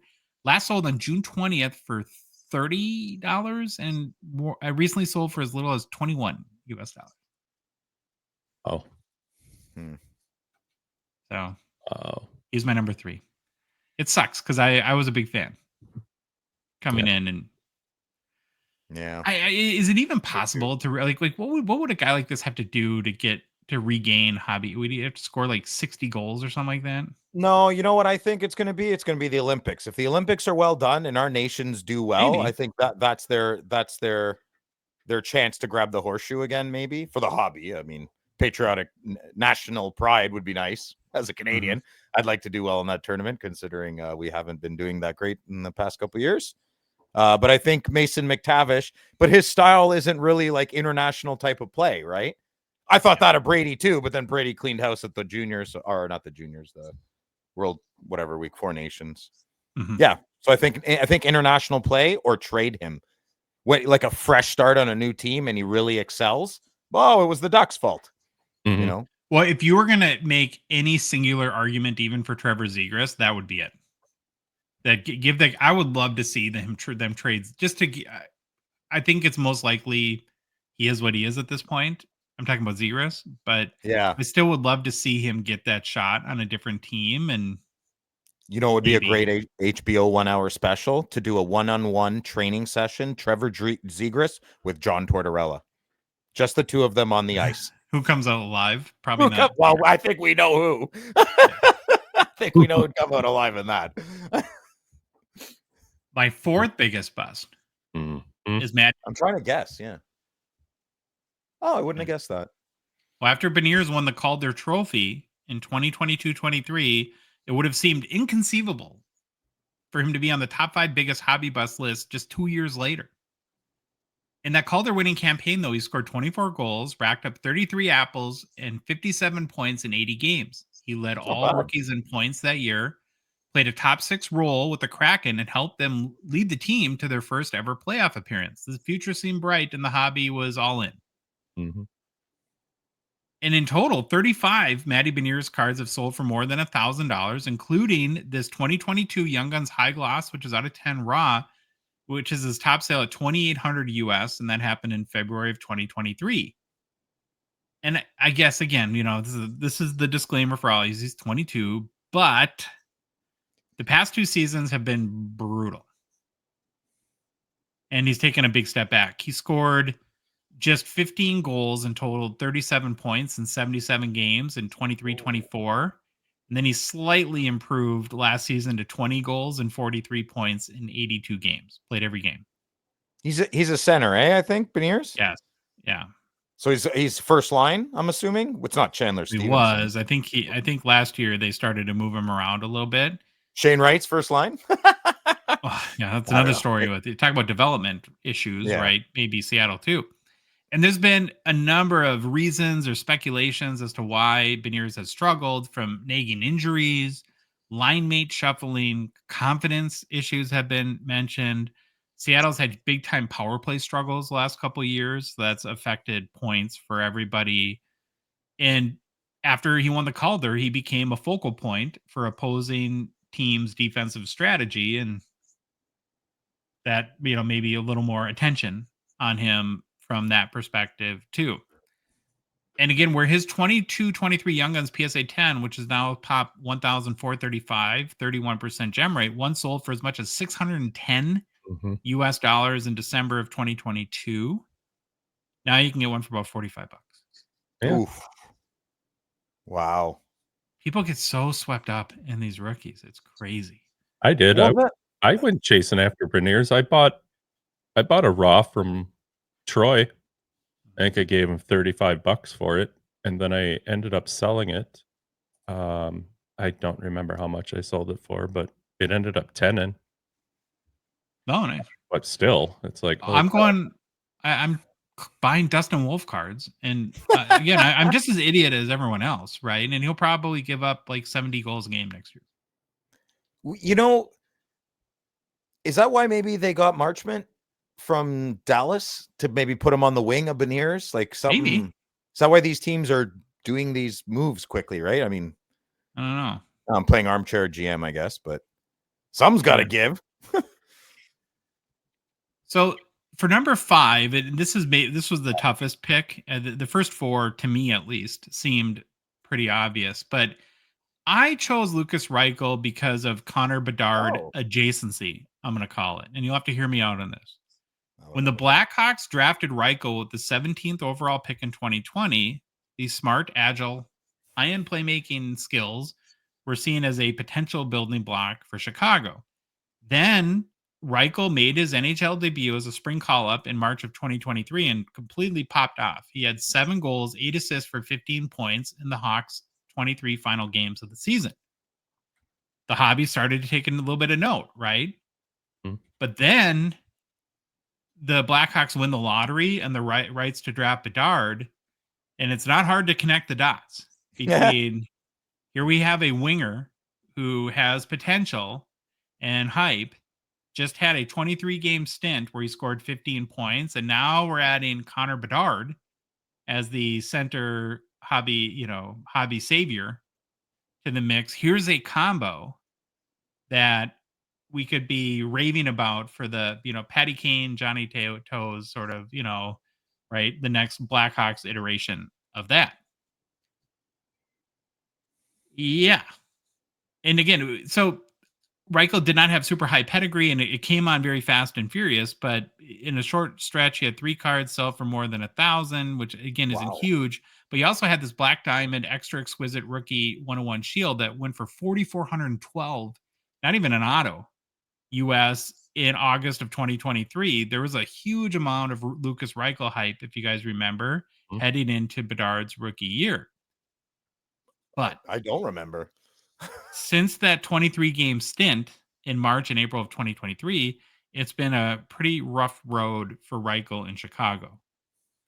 That full rookie year, he scored just 5 goals and had 16 points while being dash 29 in 65 games. Oh, Then last season, his performance slightly improved to 8 goals, 22 points, and dash 16. And, 22 years old, so could yeah. be. But I for all these guys, I tried to get some insight as to what's been the issue, what's been the struggle. And again, it's been the reasons have varied from role confusion, line shuffling, struggles adjusting to NHL speed and physicality, confidence issues. He's still developing physically. He's like 170 pounds. He needs to put on Hey, more muscle, the little stuff German. like that. But for now, the hobby hype is pretty much dead. Mhm.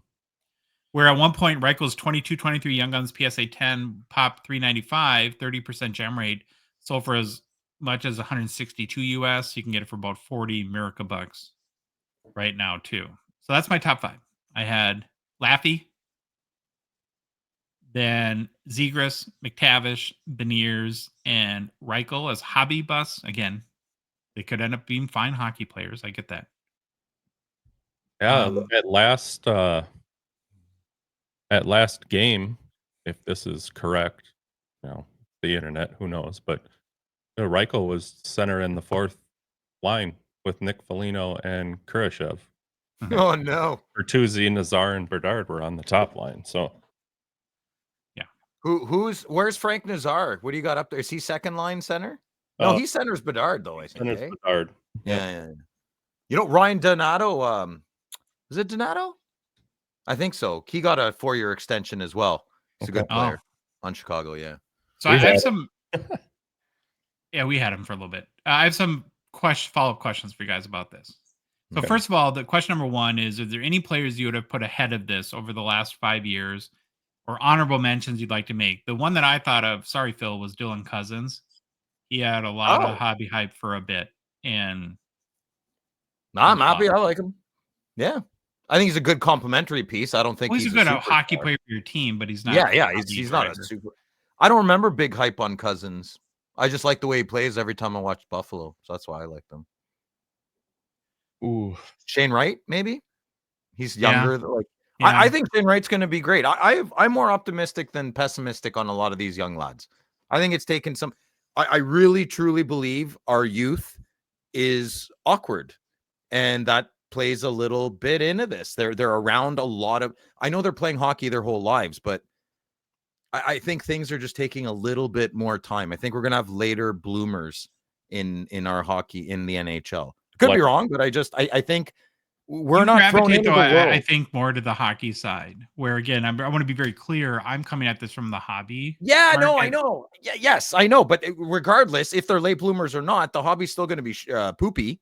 Mm-hmm. You know, whether it's not. I'm saying, I'm just complimenting the conversation. Yeah, as a hockey, I would say probably McTavish of the 5 is the one I'm most bullish on from a hockey perspective still. Okay, I like this. I'd put Zegras last. I think that kid's just got a poopy attitude. I think Laffy is what he is. He's a good third line player. I don't know, man. I never rule out a good, strong Frenchman playing hockey. I think they could just turn it on pretty quick. I think if he's just a big boy. I really like the way he plays, but I don't think he's going to live up to the hype, and definitely not the hobby. You have to work back harder to get the hobby hype back because people are hurt, right? Yeah. Like if Bedard doesn't do anything for 5 years and then he starts ripping it for 10, it's never going to go back to what it was because he hurt a lot of people, right? Okay, I have two. The two questions these are going to be a lot of fun for me. I'm excited about these. You guys both got to answer. Okay. I got an answer to the last one if you want it still. Oh yeah, sorry. I don't know. I'd probably get kicked in the teeth for saying I still agree with it, but for a while until the last year, maybe year and a half, I'd have almost put Byfield on that list. Oh, he's been so up and down that I think that you could definitely make the case he could be on the list. Okay. Well, that was my answer. Mm-hmm. That's a good one. Okay, here's question 1. This is hypothetical. Nobody lose their mind. If the keyword Bedard doesn't improve, yes, would he be the biggest hobby bust of all time? Oh, ooh. From a hype perspective for the hobby, let's just say he is what he is. Last year is the Connor Bedard season we see forever and ever. Well, my mind immediately goes to Yakupov in 2011, 12. So you're saying he was a bigger prospect than Bedard? No, I'm just saying that when Yakupov was coming into the league, he had bigger hype than Nugent Hopkins, and that was crazy. I don't think that's bigger than Bedard. If I had to go before Yakupov, maybe Rick DiPietro. Isn't he still getting paid? He wasn't first overall. I'm pretty sure he was first overall. He's still getting paid by the Islanders. I'm just thinking out loud, just talking it out. And then Daig before that. In the last 5 years, I would say if Bedard doesn't show something, probably the biggest. Last 5 years, I'd say of all time.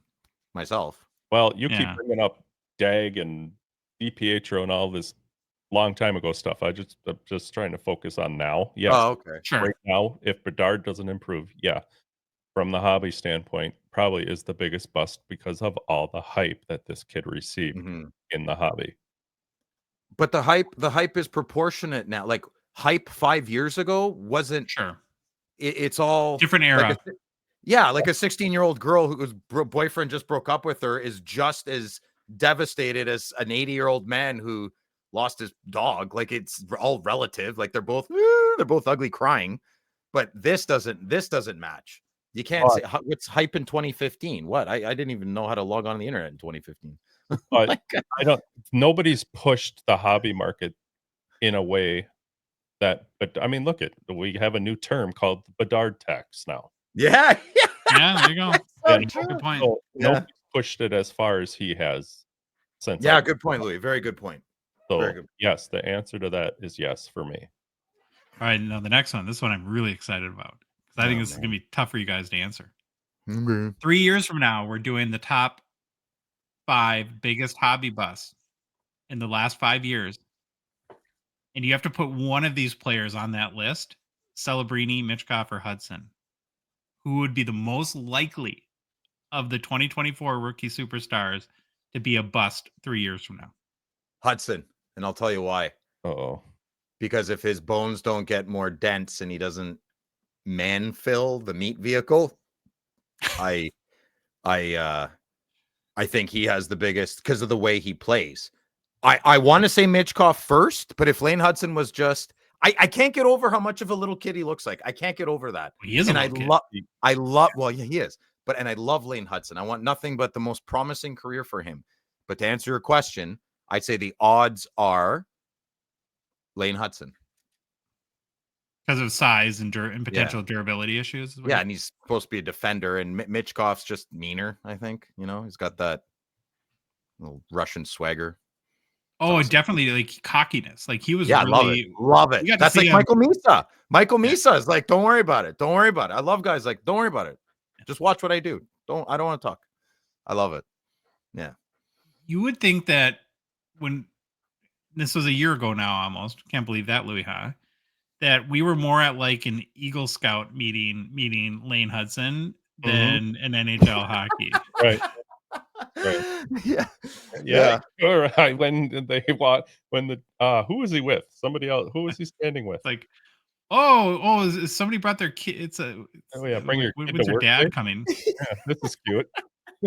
Crazy. No, I'm only a professional hockey player. What would you say, Louis, of the 3? Who would be the most likely to be It's a on dirty the top? question, Madigan. Dirty question. I know it's tough. It's crap, but from a hobby perspective, and it's not fair to him, but it just irks me to be gonna say, gotta agree with Phil.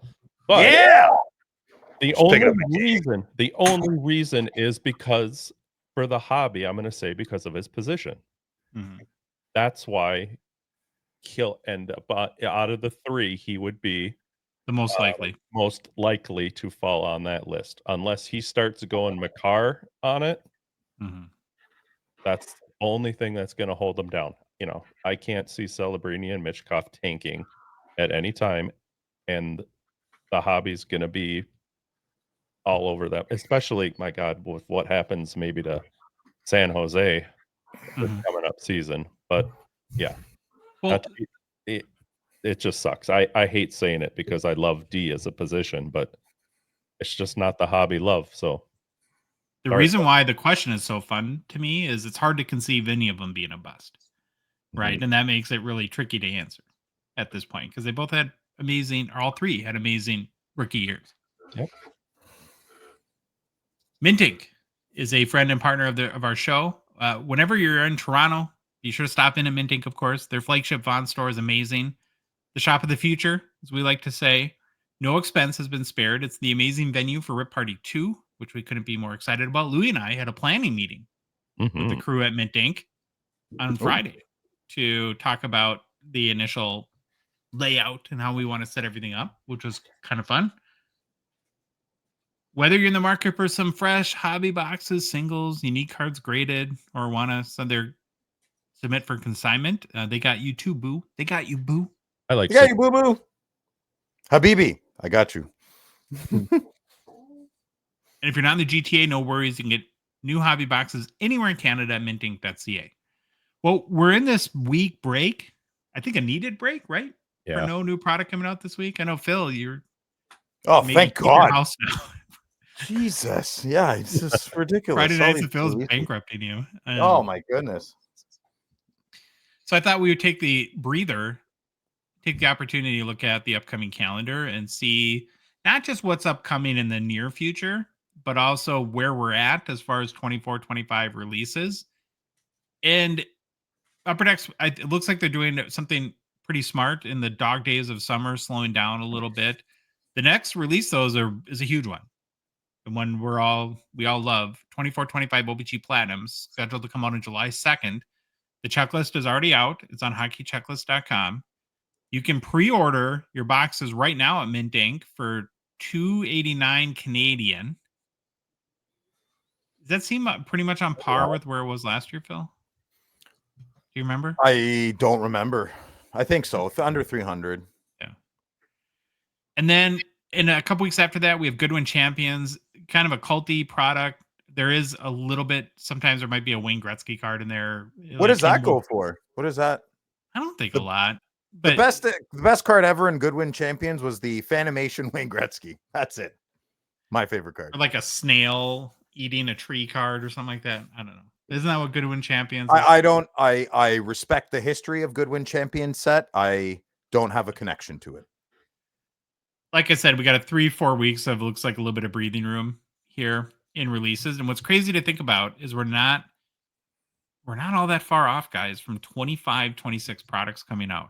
So as of right now, the targeted release date for MVP, which is always the first set of the year, is August 27th. We're 2 months away. What? Why are the months are turning into weeks? The weeks are turning into days. I know. My ankle is breaking. I'm getting weird hair in my ears. What is happening? Our heads are falling off. That got me curious to think, well, how many 24-25 products, is Upper Deck really getting caught up?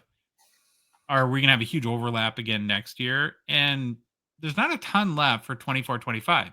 So I think by my count, I have 1, 2, 3, 8 left. The first one is a hybrid. It's the white whale that who knows if ever will come out. 23-24 dual rookie class stature. Yeah. So that has yet to come out. Then we have SP Authentic, which is so a lot of the biggest sets are not out for 24-25 yet. Ultimate has yet to be released. Premier. Ingrained, which is going to be, remember, in 24-25, that's a Legends set. So that has yet to come out. The Cup, of course, and then Credentials and Clear Cut are the two lower. But that's it for 24-25 products. When do you think they'll do the Cup? You think like they're trying for like 8 months from now, like trying to chop a few months every release? I think it'll be before the end of the year. That would be fun. Then next year they'll get caught up completely. The Celebrini hunting Mitchkov, Celebrini. Yeah, fun. Mm-hmm. So 2 months away from 25-26. Here we go. This is wild. I mentioned at the top of the show, I'm going to say it again, as we hand the baton, the conch, to Phil to do mailbag. Oh, there are a number of questions that we couldn't fit in, but we'll be on next week's show. So apologies if we didn't get to your question this week, but we will definitely answer next week. We just had a lot of really good questions, and we don't have 14 hours to do mailbag this week. Just being real. Okay. All right, Phil, you ready? Excited? No, I'm trying to find the notes. You're kicking back and relaxing right at the time. Yeah, you're hurting? I don't usually follow along. I just kind of enjoy listening. Okay, I got him. Well, believe me, the world knows. Yes. Okay. Gong Show mailbag. First question. Relax, Josh. I got this. Instagram. Okay, Mama 21. I know this isn't a math show, but what type of product do you feel you most often get your money back? Hobby boxes or blasters? Louis.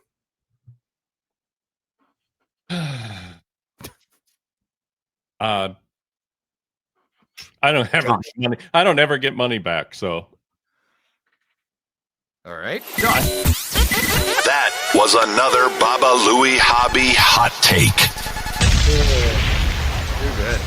that was perfect because you caught me off guard, and yeah, Well, I kind of got to piggyback with Baba Louie here. I don't even remember the last time I got my money back on any kind of box.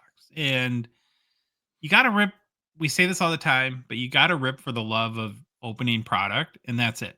If you are interested in ROI, and there's no sure thing, we just went through prospects where people spent thousands and thousands of dollars on guys whose hobby market's in the tank. But singles is a way smarter avenue if that is your intention. So that's where I would. But all of us love opening wax, and I'm actually proud of the three of us. I think we've all kind of gotten ourselves to the point where we see it for what it is. Mm-hmm. Good points, boys. So for money returns, I think I'll answer your question in a different way. You should hire a computer scientist and log in all the data of all completed sales and the price points of the boxes. And I'm sure there's a formula there to find the best financial return, which is horrible, by the way. So the best, it's like the one-eyed king leading the land of the blind. Like, you know, no box, no set is going to give you a financial return unless you get lucky. So the last box I ever got lucky on, where I actually sold a card and didn't keep it, was SP Legends. I hit an Eric Lindros and I sold it for $1,000 within the week of that set when it came out, and the box cost me like $300. And I went out and I bought 3 other boxes, and I didn't hit anything in those, and there went the money right back into the hobby. And I was really happy. I wasn't upset. So for money returns, I strongly suggest no boxes. mm-hmm. Sorry. How quickly you forget your Connor Bedard box. Oh yeah, I forgot about that. That stressed me out. I wish I didn't hit that card. I want a card I can keep. I'd rather open a box, hit a $10,000 card, and put it in my PC. That's what I want. Now, oh yeah, it's me, eh? Sorry. Next question. Sorry. You're waiting for Josh to talk. I don't know. What do you want? I don't know. Okay. Discord. Night. Hey, boys. The recent discussion with Billy about Fanatics not being able to make NHL cards, but Upper Deck not being able to make cards for the Olympics got me thinking. Fanatics will more than likely put out Topps Now cards for the Winter Olympics. Oh, that's cool.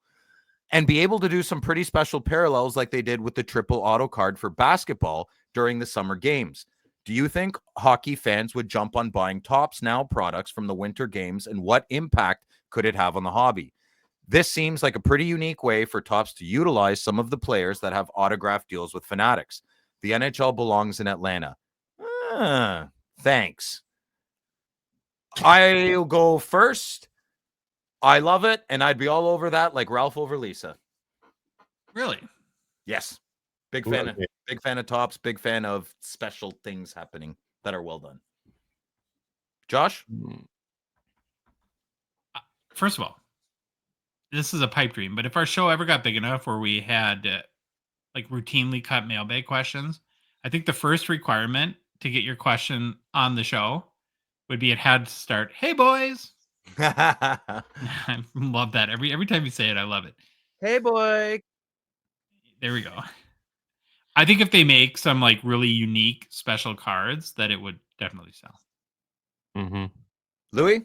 I think it would sell, but it's hard for me to give a good opinion because like Olympic card stuff's not my jam. So I think it's all how they do it. I'd like to see, Topps is a big company. If they do it right, I will be all over it. Mm-hmm. All right, next question. Discord. Cracking me some cards. No. Cracking some cards. Cracking some cards. Whoa, seen triple. Why do printing plates get such a bad rap with collectors? Are they undervalued? It seems like most collectors treat them like it's a kid sitting in the corner who has lice. Whenever I have pulled one, I'm pretty glad I just got a one-on-one. I'll go first. They didn't get a bad rap before. They were actually extremely highly sought after not about 10, 15 years ago. I can definitely tell you 15 years ago they were. But it's just the way the hobby has evolved, and new inserts come out, new types of stick cards have come out more, and it's just the evolution of the hobby. They'll come back. They'll make a comeback. Maybe or maybe not. I don't know. You know, Josh, what do you think? I think there's too many of them. Yeah. Some sets Upper Deck does for every card, they do the printing plates. And it just waters it down a little bit. What do you think, Louis? They're not super flashy for me. They're just kind of dull and boring. Okay. Next question to kind of segue nicely into JT Hockey's question from Discord.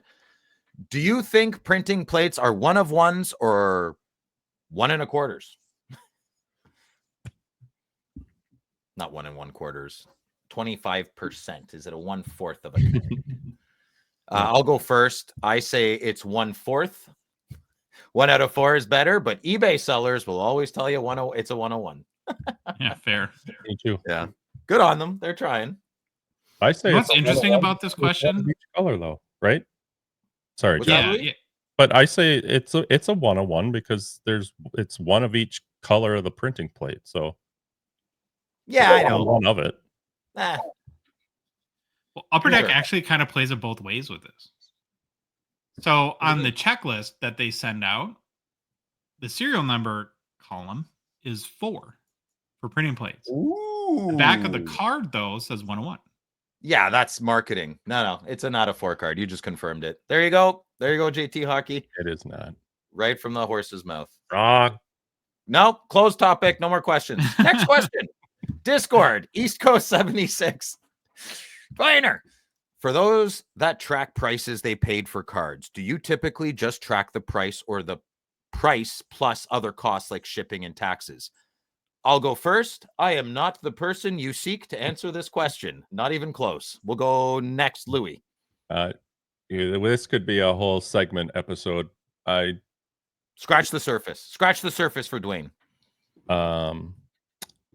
No, I just whatever the card sells for, even on an auction. Don't get me started on buyer's premium and all that stuff. But do you incorporate that into your cost? Nope. Okay. I think that's what you want to know. No, you're Louis. Josh, what are you saying? Well, if you really want to understand your ROI, you should factor in all of your costs because you're just sort of fooling yourself if you're not. Like if you buy a $50 card from a Canadian and pay $15 in shipping, you're in Canadian then.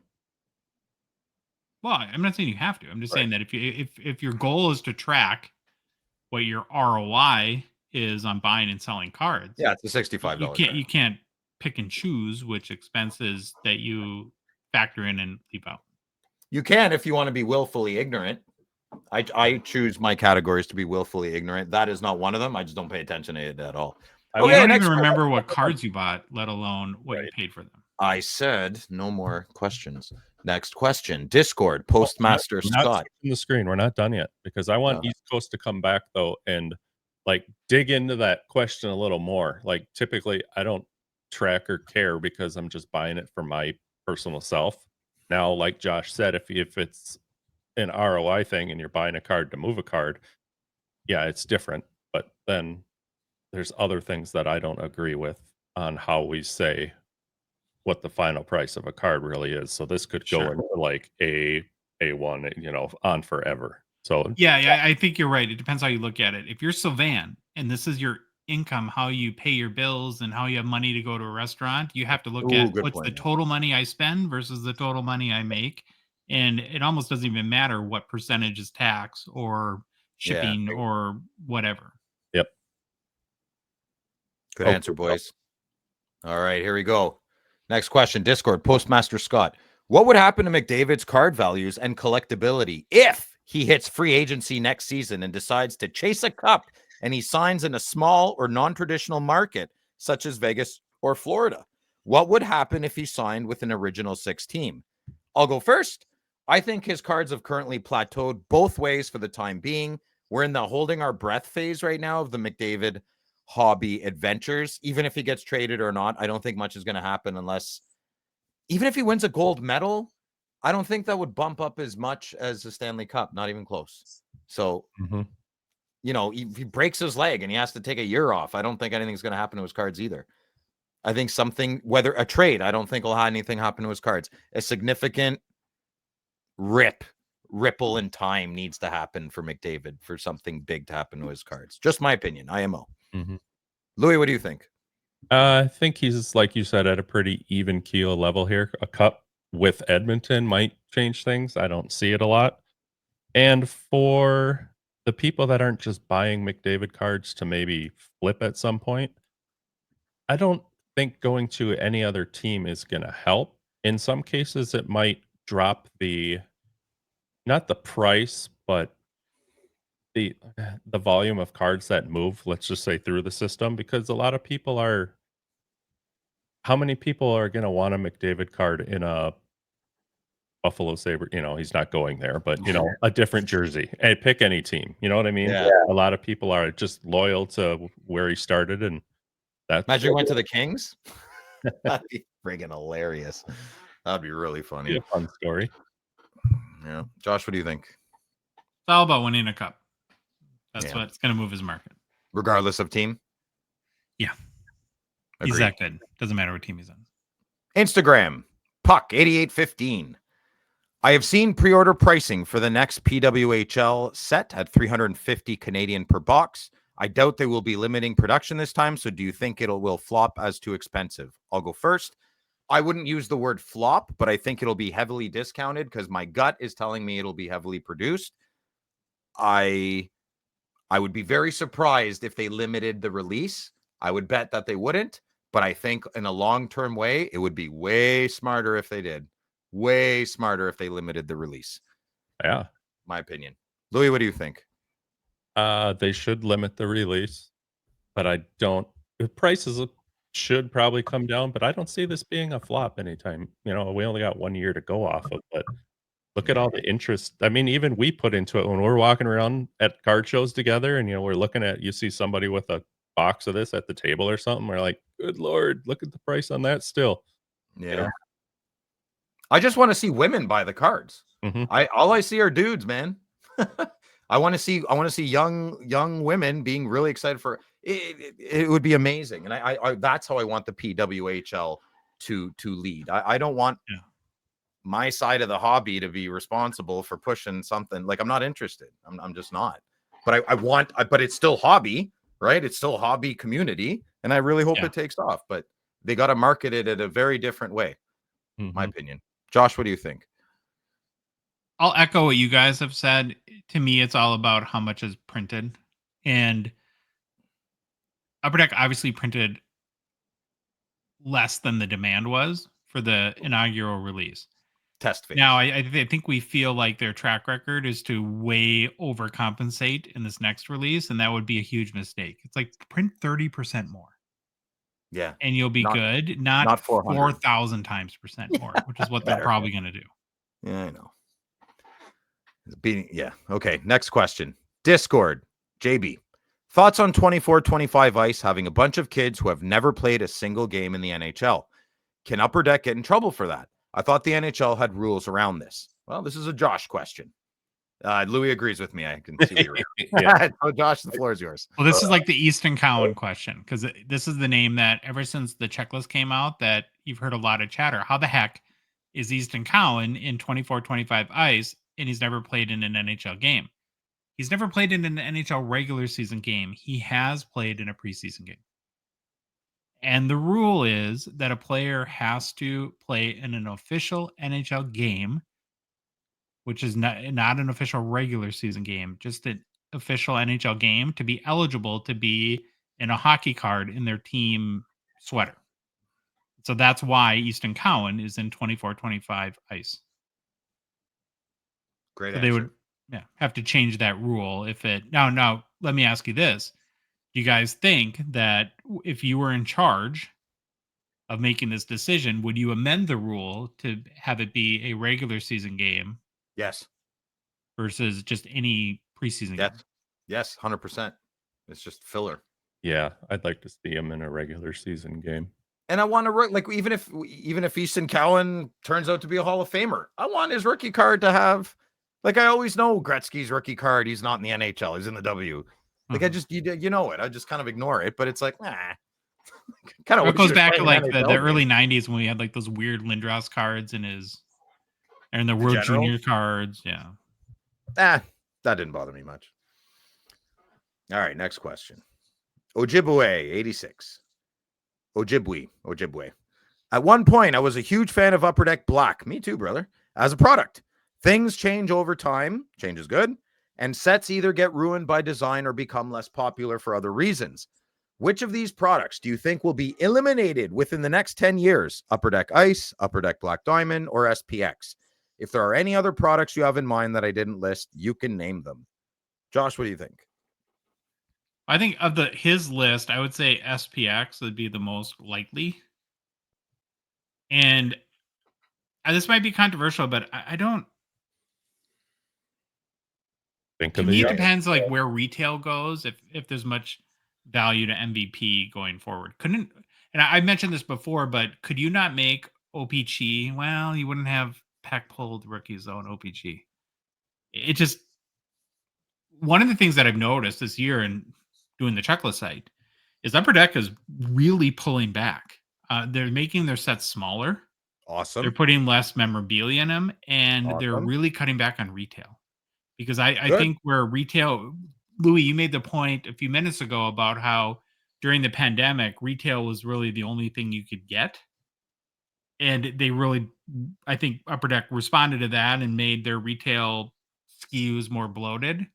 And now they're pulling back. But yeah, I don't know if I saw them get rid of something, maybe MVP. Yeah, I'd hate that to happen I just think of the kids for the cheapness for something Fair. affordable. What do you think, Louis? This isn't fair. I'm going to answer this question because I don't like it. Out of his list, Black Diamond, you could do buy. I don't like. Yeah. It's not a product for me.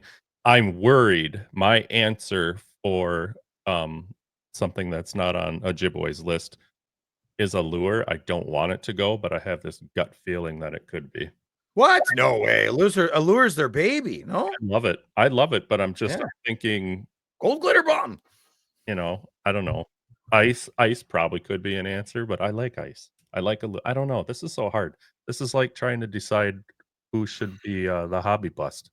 Where my heart agrees with you on Black Diamond. I don't get it. It's so expensive, and it's sticker autos, it's weird patches, but people seem to love it.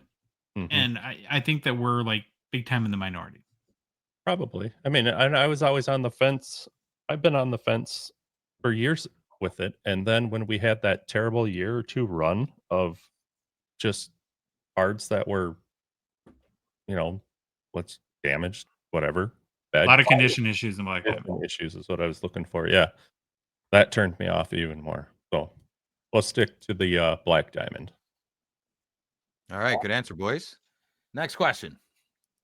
Discord, J. Peterman. What do you guys consider a mega bid on an auction?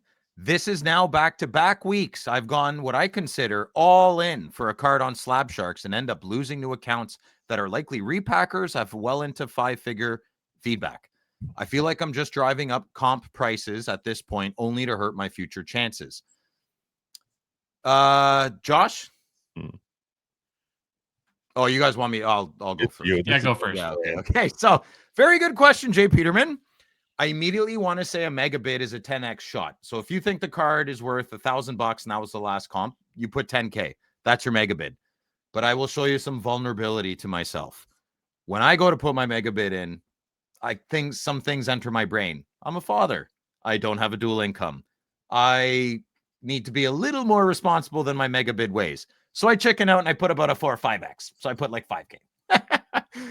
So I don't know why, but yeah, I guess it's because I'm trying to be responsible. But a mega bid, per my definition, is a 10x on the last comp or what you think it is worth. Because if you lose it to a guy that put 11x, well, I respect that person.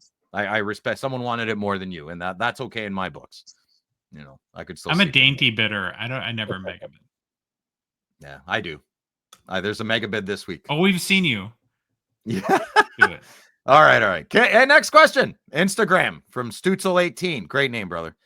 Talking about the OV Grade 8 inscription and the long-term value. I haven't heard anyone bring up the possibility of IP autographs, in-person autographs with him. I get autos and inscriptions at the expos through the mail, etc. Is there anything preventing the hobby from buying Ovechkin Young Guns and getting an in-person auto with the exact same inscription from him? Could use the same pen color even. Maybe he won't sign post-career.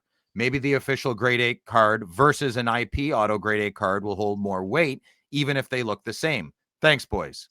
I'll go first. All of those are definitely possibilities that have crossed, I think, everybody's minds, and we'll see what happens. I don't think Ovi's going to care about signing a blue pen or not. I really don't. I think he'll sign anything and everything, and he's going to gain 100 pounds, and he's going to have a great post-career. That's what I think. Louis, what do you think? Was there anything on the back of this card? No. I can't remember. The hologram. It's a buyback. Yeah. It's showing that these are the 8. Yeah. I don't think he's saying trick anybody. He's just saying it'll look similar. That's all. Yeah, whatever. To each your own. Go get one signed and see what happens. I still think, and I meant to chime in on the chat when you're talking to debating Mike DiStefano about this. Yeah. Had they, because I'm working on the 2014-15 flagship checklist for the checklist site right now. And those have the 25th anniversary buybacks that are all stamped. And a lot of them are autoed. Yeah, Had they that's foil amazing. stamped these, like 800 goal score or new goal record or something, and then had him do the same auto with the same hand numbering, I think these cards would be forever cemented as legendary. They still could. They could say, listen, if you got one of these cards and you're an owner, bring it to Upper Deck. We'll stamp it. Yeah. Like, why not? I would. If I was the president of Upper Deck, I'd be like, yeah, we sorry, we slipped up on that one. We tried our best to get it out there as fast as possible. Hey, new idea on our dime. You get that card and you keep it. You give it to Upper Deck and we'll stamp that sucker to make it even more unique. Like, That's fun. That's entertaining. I think it would have been super cool if it had a stamp on there. Are you talking like take that Broduramine, that buyback? Like an embossed, Not but it has like a notary ear thing on there. No, it's a foil stamp. So you can go back and look. So like in the 14-15 flagship releases, it was the 25th anniversary of the first Upper Deck set, which was the 90-91 set. So they bought back 25 copies of each card, and they put a silver foil stamp with a special logo on it that said 25th anniversary. And then it had, some of them were autoed, and they were all hand numbered out of 25. And that made I think the fair criticism that people are giving about this Ovi card is that although it's got the autograph with the cool blue paint pen and it's hand numbered to 8, there's nothing on the card that acknowledges him getting the goal record. Sure, that's fair. They need to get a little deep for the moment. I firmly believe Upper Deck needs a fanatic, like a group of fanatic hobbyists that, like, I don't care if it's the janitor, just run an idea by him. I'm really trying. Listen, anyone from Upper Deck, even Mr. Mastro, you're listening to this. I'm trying to have constructive criticism and just be very civil about this.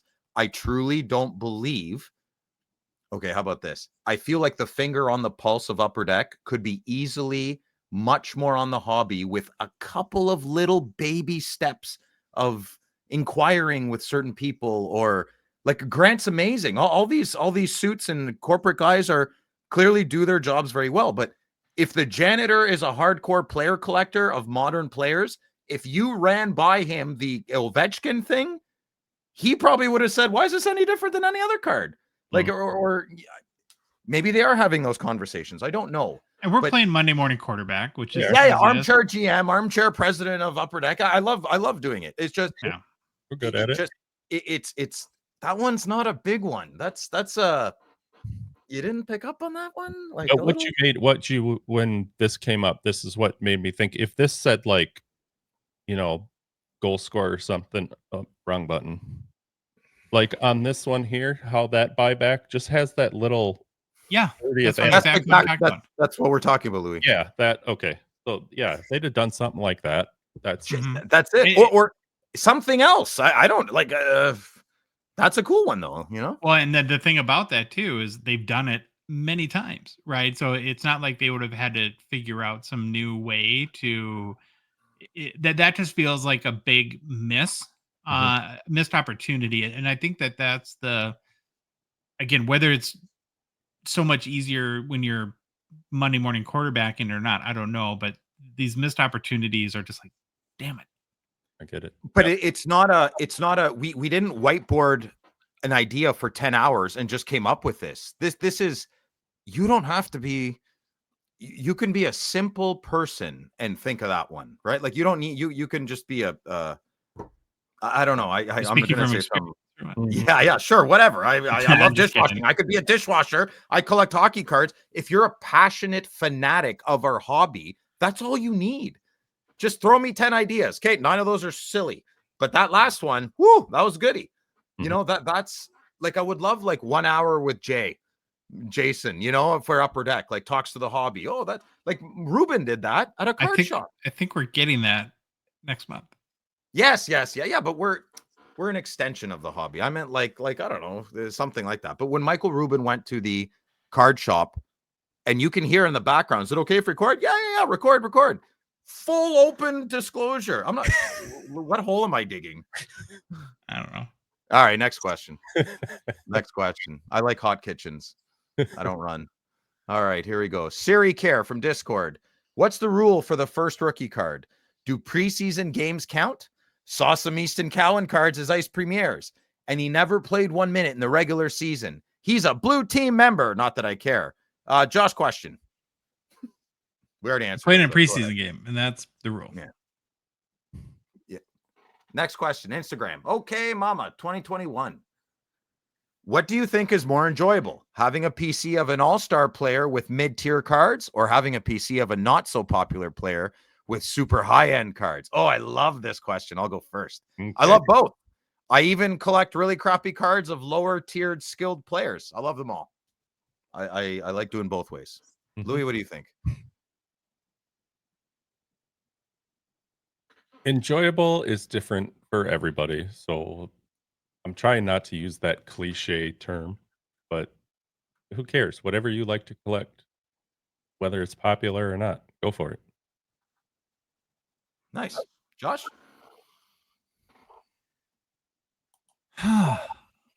Okay. This is just one way I like to collect. I hope this answers the question. I like to find what I consider undervalued or underappreciated cards of legendary players. So a little, not the limited logos of Patrick Waugh, but find a really like amazing looking refractor that's pretty rare from the 90s that just not as much steam on. Okay. I like it. Good answer. Next question. I like this one. Alex's hockey cards. Have you guys ever been made fun of for collecting hockey cards when people ask? Okay, I'm gonna grammar fix this. Have you guys ever been made fun of for collecting hockey cards? When people ask me about my passion and the average person thinks it's stupid and silly, and it's all about the money, the inflation crisis in Canada won't be going away anytime soon. Sorry, I grammar slaughtered that. I'll go first. So, Alex, I get laughed at all the time. I have my whole life about my hockey cards in some very peculiar situations that's come up. But then I just pick something about the person that's making fun of me, and then I laugh at them. And I can usually make fun of other people if I'm going hard a lot better than they can make fun of me. And then they feel bad. And then I go, see, you should be a lot nicer. I can be mean too. So practice on your insults and maybe some self-defense while you're at it. You might need that. But in regards to the potential financial crisis looming, I don't have friends that speak in those terms. I wish I did. I'm working on it. I run in low circles. The boys are American, so maybe they could answer that better. Someone want to go ahead? Josh? Well, it's a hobby, right? Some people like golf. Other people restore old cards, and we like sports cards. Big deal. One of the things that this is going to sound weird, but it's true, that I'm proud of myself is as an adult, one of the things that I've really worked on myself on is only valuing the opinions of people that I respect and care about. And I literally don't, if you haven't taken the time to get to know me and have no idea what I'm about, I could care less what you think about me. And I'd say honest to God truth. Now, He's if you're good at my it. friend, if it's Louie and Phil and you guys, that would devastate me. Because I care, I respect you and I care about, I really value your opinion. And it's not that I don't respect people I don't know, but those two things have to, for me to care what you think about me, I have to know you and respect you. Very well said. Otherwise, you can think whatever you want about me, and it doesn't phase my day in the slightest. Much more mature answer than mine. Listen to Josh. Louis? So when somebody finds out that I do, I'll get the initial, you do? One of those like, Yeah, for sure. and then I say, yeah, I've been doing it for however long. And that for some reason, it automatically turns into the next thing out of their mouth is, I remember doing that back in the day. And then it turns into a conversation about collecting when we were young. And then it goes into, I stopped because of this, or I should look back, getting into that, or I ended up getting into something else, which is totally fine. But that initial like shock, and then they realize, wait, gosh, I did that 30 years ago and I loved it. So, there's a beautiful innocence to it, All right, good answer, boys. Hope those answers were good, Alex. Next question, Instagram, Southie Schmike. I gotta get a bit closer here. It looks like the guy who did the checklist at Beckett has left, and Cardboard Connection has also stopped doing checklists. How does it feel to have the preeminent hockey card checklist on the internet? I'll go first. We are? Did the Beckett guy apply for a job, boys? I don't know. I don't know. We can't afford him. If he wants to do it for free, sure. How do people know this stuff? Like, I feel like there's a trade association or like a convention that we're not a part of, because I'm so out to lunch on most of the things that are going on in the hobby. I didn't know Beckett had a guy. I didn't know he left. And yeah, it's a brutal job for little money. I don't know why I do it. And I'm sure if Beckett lost their guy, you would assume that they would replace that person, wouldn't you? Yeah, they could hire what do they call them? A data entry person? Is that a... Anyways, okay, next question. Or Louis, did you answer? I don't know anything about this, so that's an answer. Okay. All right. Okay, Mama. This is a third question. You omitted other people's questions, but you let the mama in? Well, I'm trying to get the female numbers up on the show. I thought that was a core strategy. Yeah. Okay, priorities to the women.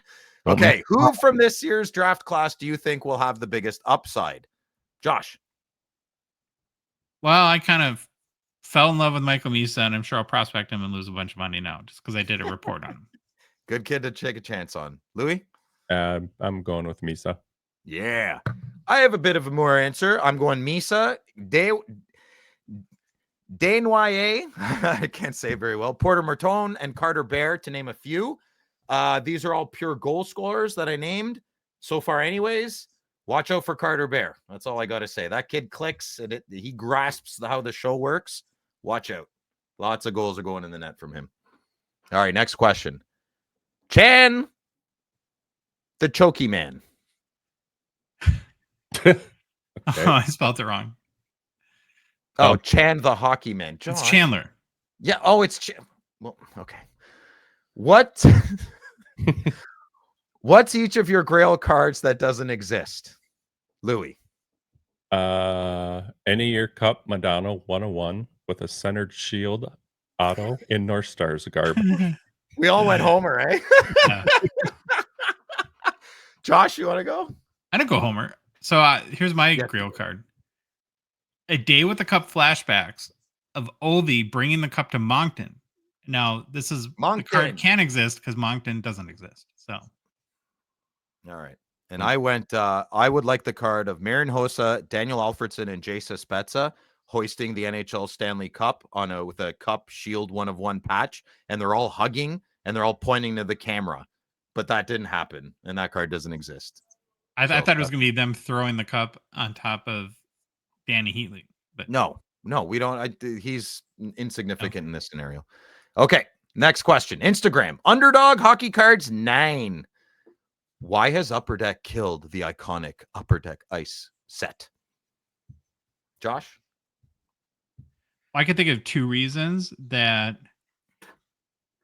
First of all, there's way too many ice premieres parallels, and they kind of ruined the specialness that maybe existed around the ice premieres during. Because I think a lot of people that have this concern or take will point to the OV and Crosby rookies in 2005-6 that are huge cards. And then the other thing is, maybe they just have like there's platinum now and a bunch of other sets that have been invented since then that people just prefer those cards. Yeah. I'll go next. Iconic. I would say it kind of used to be. I mean, it's not 20 years ago when it was like, whoa, new product, ice premieres, and it just had more going for it. I think Josh hit it really well when there's just been too much new modern tech that's come out, and die cut ice crystals are kind of running its course, maybe. I don't know. They could do like a Superman kryptonite theme in ice or something, because Upper Deck has DC now. So I thought that'd be kind of cool. They could do like a Superman Connor McDavid thing, maybe. Who knows? Louis, what do you think? I at first I had question mark, didn't know how to answer it. So I think iconic kind of threw me off. You like ice? I love ice, but I wouldn't call it iconic. So I don't know. I think they wrecked it when they went back to vertical. I loved last year's. Let's get vertical. All right. Next question. Henry P. What are your craziest predictions for trades, moves this offseason? Josh. I see you're going to say it. Go ahead. I have Marner going to Florida because that's where everyone goes. Could you imagine? You're rooming with Marchand. I'm talking to my agent. Yeah. Louis? Besser coming to the Wild. Oh, I would like that, I think. Yeah, that'd be good for you guys. I say JJ Peterka to Ottawa. That's my wishful thinking. But my craziest prediction is Draisaitl to the Penguins for Crosby, Jari, and a first-round pick. Yeah. All right. Discord. Base card Tom C. Hey, boys. I've heard you talk to a few guests about hobby health. In your opinion, what are the key characteristics of hobby health? What characteristics would begin to concern you about junk wax? I can't read, Louis. 2.0. You about junk wax 2.0 or a new hobby bubble? I'll go first because mine's kind of long here. I love this question. Loaded question, man. And I think we should do maybe a bigger segment about this, but I'll scratch the surface for you. And if you say we always say about the lonely dude thing, but if you're actually a super lonely dude, be careful of breaks. They can get really addictive, just like anything else online, because you're in the safety of your home. Listen, I've spent many weekends alone at my house. I've played poker. I'm not a big poker guy, but then, holy crap, I just blew $400 playing poker online. Breaks can go to 2,000 really quick. And I love breaks, and I definitely think they have a beautiful place in our hobby.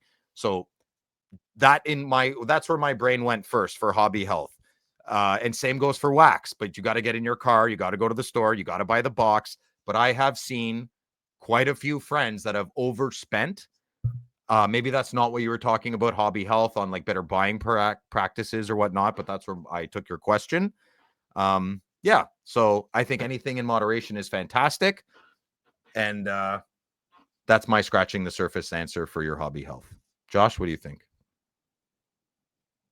I took it as just like general health of the hobby. And the more I've thought about this, and I actually think Chris at Card Ladder helped frame this for me on our show, probably even going back a year ago. It's, to me, the clearest sign of the health of the hobby is when two things. Looking, like when you go to card shows, and this first is very subjective or anecdotal, when you see tons and tons of people engaged buying, right? It's like what would scare me is going to the expo and having it be dead. That would freak me out a little bit. And then this is like where I kind of maybe give a nod to Chris McGill a little bit. It's not as much prices that I look at. It's more transactions. Is the hobby, and that's like one of the things that Card Ladder has been able to do through their data analysis over the past few years. While maybe prices are not at the pandemic level, the volume of cards moving, the amount of cards that are being bought and sold has been way, way up. Yeah, the And machine's moving. The machine is bustling. and people are moving, yeah. engaged. People are buying, selling. That means that they're active in the hobby. And to me, that's more important than what the price of a Young Guns is compared to a year ago. Louis, what do you think? Good answer, Josh. Yep, what Josh said. I think I answered incorrectly. Sorry, dude, but I still stand by what I said. You know. All right. Next question. Instagram. It's freaking Polly. I am someone who lives paycheck to paycheck, and because of that, I don't have a monster PC or I buy a ton of break spots or singles. I know sometimes the envy FOMO bottles up and makes me think about leaving the hobby because it's so hard to keep up. What tips would you give me to combat this? I'll go first. I can tell you this, Polly. First off, please don't leave. We value your comments and participation greatly, man. I love you, man. I remember your name from almost the beginning of me being part of the Gong Show. Secondly, the feelings you're feeling are applicable at any level of our hobby. I proclaim I am a small porpoise in a sea of collectors. Some other people view me as a huge whale, and some other people don't even notice me at all. I don't have any cards they want in any way, shape, or form. It's all a status in our heads. So I guess your question, you're feeling like you have a low status. You don't, brother. You're exactly like me. You're exactly like Louis. You're exactly like Anthony, our whale friend. You know what I mean? Our big Felix Potvin collector, or Brad Hartland. Brad Hartland's house is probably a museum. Like, he's probably one of the biggest collectors, and he doesn't even talk about it much. And the hobby is that. It's from Brad to me to you, to my son, who has an old Young Guns set from 3 years ago that he never is going to touch again, but he might come back. That's what the hobby is. So please don't leave. If you need a break, you know, that's different. But a break to me would be just go on eBay a little bit less, maybe. Don't leave. Be grateful. Like, this might be cheeky, but be grateful for the collection that you have, man. It is yours. It's not mine. It's not Josh's. It's not your neighbor's. It's not your buddies. It's your collection. And that's what the hobby should be. When no one's watching and you're looking at your cards, that's the hobby. And that's my answer to you, buddy. I love you. Don't leave. And if you email me Friday nights with Phil at gmail.com. Yes, go ahead, or message Josh, Louis, or find your post to lean on. Take a big breath. And you'll be good, brother. Chin up. This would be a great topic for your show, for him to come on. Yeah, you know what? I'll steal that. Absolutely. Done. Maybe not this Friday, but Friday coming up. Great point, Josh. Do you want to answer that too for him? Yeah, I'll go. One of my, talk to my kids about this a lot, and I got this from my dad actually, but like one of my favorite things to do out on the lake, because we're the land of 10,000 lakes here, is to go out on the boat and putt around the lake and look at all the cool houses, right? And I remember there must have been some point in my life when I was in the car with my dad and we drove by a mansion or something when I was young, and I said, must have made some sort of comment like, wow, it'd be amazing to have a house like that. And what he told me at the time was, remember that every time you drive by somebody's house and you think to yourself, boy, I wish I could live in that house. At that exact moment, there's probably somebody driving by your house thinking the exact same thing. And I think we all lose that perspective at times. And this hobby is not a contest. And a lot of it feels engineered that way. Even you could say we're guilty of perpetuating this, maybe more so than the average person. And we highlight crazy cards and $50,000 sales here and there. And everyone goes on Instagram and posts their big hits from the break or their big collection. But what I'm actually, in retrospect, so happy about the whole Bedardapalooza thing is that, and I just knew that I didn't want to spend the money to chase Bedard all last year. And so it really made me refocus and prioritize my collecting Perspective and discover new things. And I have so many $15, like if nobody ever knew what the price of something was, I have so many $15 cards that I would choose every day of the week over $10,000 cards that I think are kind of ugly. Yeah. To be honest with you, but it's not that I'm not impressionable like everyone else, and I don't get swept up in oh my God, this $20,000 card would be amazing. But I think I'm in a good place personally, and I've gotten myself there, and I've fought back on the FOMO and just here's what I like to collect. Here's what I'm proud of. And especially too, I mean, you could even make the argument for the three of us, given that we're on this show, that there would be some inherent pressure to every time we post a new pickup that it's a $10,000 card. Like that somehow proves that we're like, better collectors than anyone else. But it's like, I talked about in Discord or Show Us Your Cards. I post my $10 pickups all the time, and I love those cards. I just think they're awesome. And part of me takes pride in getting a good card that you don't have to spend. It's easy to get a good card when you have $1,000 to spend. Dude, there's lots of rich people. There's like two guys I know right now. They have not gotten the card they want. They haven't. Like if they're like, oh, it's not for sale. Sure, it's for sale. Everything's for sale. I know a guy, I'm not going to say his name. He has not gotten any card he doesn't want in the last 3 to 4 years. I'm talking like $50,000, $85,000. How is that fun? That's not, I mean, sure, it's fun for a little bit, but that's just, he's going to be in and out. Like I've seen it before. That's hard, fast money in and out. And that's not fun to me. Slow and steady, believe it or not, it's me saying this. Slow and steady, like Josh said, come to terms with your PC. Like it's there's nobody who owns $100,000 card is more important than some kid who's finishing a base set. We're collecting professional athletes. We haven't done anything. They've done the thing. We haven't done anything. We're idolizing them. So what? There's better idolizers. I'm a better idolizer than you. Like, come on. Yeah. It really break it down what we're doing here, guys. We're collecting professional athletes. I don't even know we're here. Sure they do, but they get paid for it to acknowledge us, right? Let's be honest about the hobby. So, Paulie, we're all the same. I truly believe that we're all the same. Some people just have more expensive cards than others. There's lots of cheap, beautiful cards. Beautiful, cheap cards. Louis, what do you think? My first thing is what is a monster PC? I don't know what a monster PC is because, like you had said, Phil, take certain people that collect certain guys. That's their major thing. But to me, that's not a monster PC. He collects one guy. You can't put I don't think you can put anything on what a monster PC is. Everybody has their own PC, and that's a monster to them if they want, whatever they like. So I don't think your quality, maybe. Yeah, but beauty's in the eye of the beholder, Mm-hmm. Yeah. Agreed. Some PCs, I'm like, cool, they're cool cards, not for me, So I wouldn't get hung up in that. One of the biggest things in this question to me, it hit me, is keeping up with others.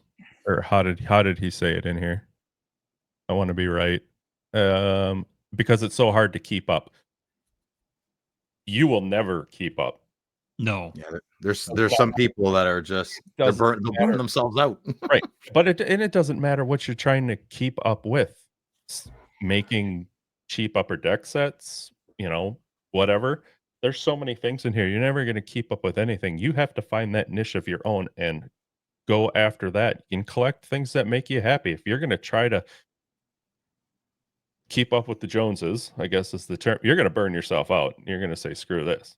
You have, well, that too, but you need to find what it is you like. Now, if there's certain cards you like and you feel like you need to have to make yourself feel better, the hardest thing to do is, like you said, the FOMO, but you have to put that aside. And some of these things are going to take longer for others to obtain than other people. There's cards that I've had to wait and stick money in a jar, to get. So I didn't blow my paycheck, and then all of a sudden the lights are going off and all that stuff. Some of this stuff takes time, and unfortunately some of us can't get everything we want right away. Mick Jagger said it best. What? Yeah. You can't always get what you want. Sometimes I changed my whole collecting strategy. Josh, no, I used to grab everything under the sun, and it was trying to have everything cool and play that keep up game. I didn't enjoy it. I would get those cards and put them in a box and didn't care. Maybe that's something to look into. Collect. Yeah, the way he's collecting. Yeah, maybe change the way you're collecting. Right. I have a very similar experience. I collected pretty hardcore for 2 years and didn't like. There's one day where I'm like, how many of my cards do I really like? And it's like not a lot of them, right? So that it made me think of that too. And one thing I want to add to this too is just so we don't come off as like pious in any way is I think Polly, this is a totally natural thing. And I think we've all been in a similar space as you before. And this is where you lean on us or your hobby friends, and we are your hobby friends, and talk through it. But yeah, I think in general, when you're trying to keep up with the Joneses, it's impossible and very unsatisfying. Yeah, well said. Very unsatisfying. I've shown cards off to people before and not cared. I'm showing them stuff like, here's this and this and this. I had people in town this weekend, a family, friends for the grad party, and some people wanted to see some of the cards. And it's the first time in years that every card I showed them, I was excited to show them. It meant something to me. I loved having that card, and I was happy to show it off. Nice. Those are the things you want to chase. Mhm. The cards that you're happy to see, That make your eyes happy. That's Make your eyes smile. That's Now- the card. That's all I buy a card. I don't know if, sorry, I can't keep track of everybody. Paulie, I don't know if you're in Discord, but you need to check out, show us your cards or some of the questions in there on some of the channels that people have. It's not big, boomy, and flashy in there. There's a ton of people in there that are showing, like Josh said, I'll pick up a $5 or $10 card. Check this out. People love that stuff. We're all into that stuff. And if you're not in Discord, I'll give you the $5 to go in there for a month and see if you like it or not. Because That's American. it is That's American. $5. like-minded people in there that you're not going to get crap from anybody. You're going to feel like whatever you got, I guarantee you, you're part of the group. So I wouldn't sweat it. Don't worry about it. Good answers. I hope that helped, Paulie. Reach out if you need to, brother. Ask another question next week. We'll see. We'll talk soon. Okay, next question. Instagram, Tyler Ryan 12_77. Which year of Upper Deck base cards had the best style? Personally, I like the 2022 designs. I'll go first. 1990-91 is by far my favorite set of all time in any sporting thing. My least favorite, not that you asked, is 2018-2019. Absolutely hideous in the rookie year of my Lord and Savior Brady Tkachuk. Not sure why they decided to do tribal tattoo designs from the 90s, 20 years later. But anyways, my modern favorite would be 2020-21. But I also really like 22-23, like you said, because I feel like it's a bit of a nod to the old Fleer from 93-94. So, Josh, what do you think? I've always kind of liked the 2016 base design because it makes me think of Austin Matthews and Phil. Louis, would you like to end us off there? Hands down, 2018, 2019. What? That's my You favorite. got to be kidding me. Upper Deck. Yeah, dude, I love that year. It's ridiculous. Yeah, you know what? No doubt. All right, let's go. Instagram. Oh, I cannot wait till later. Oh boy. Whatever. Hockey Card Guy 7 from Instagram. Are top loader binders worth it? Yeah, they are, brother. It's my answer. I like them. Louis? I like them, but I'm kind of in a love-hate relationship with them right now. What I need to do, I'll be 100% honest with you. Buy a few and find the one you like and stick with it, because Is it turning the pages that you find difficult? I have one of my bigger books. I can't stand it. I think I'm going to take the buy the 4. My recommendation is buy the 4 pagers. They're the best. I do.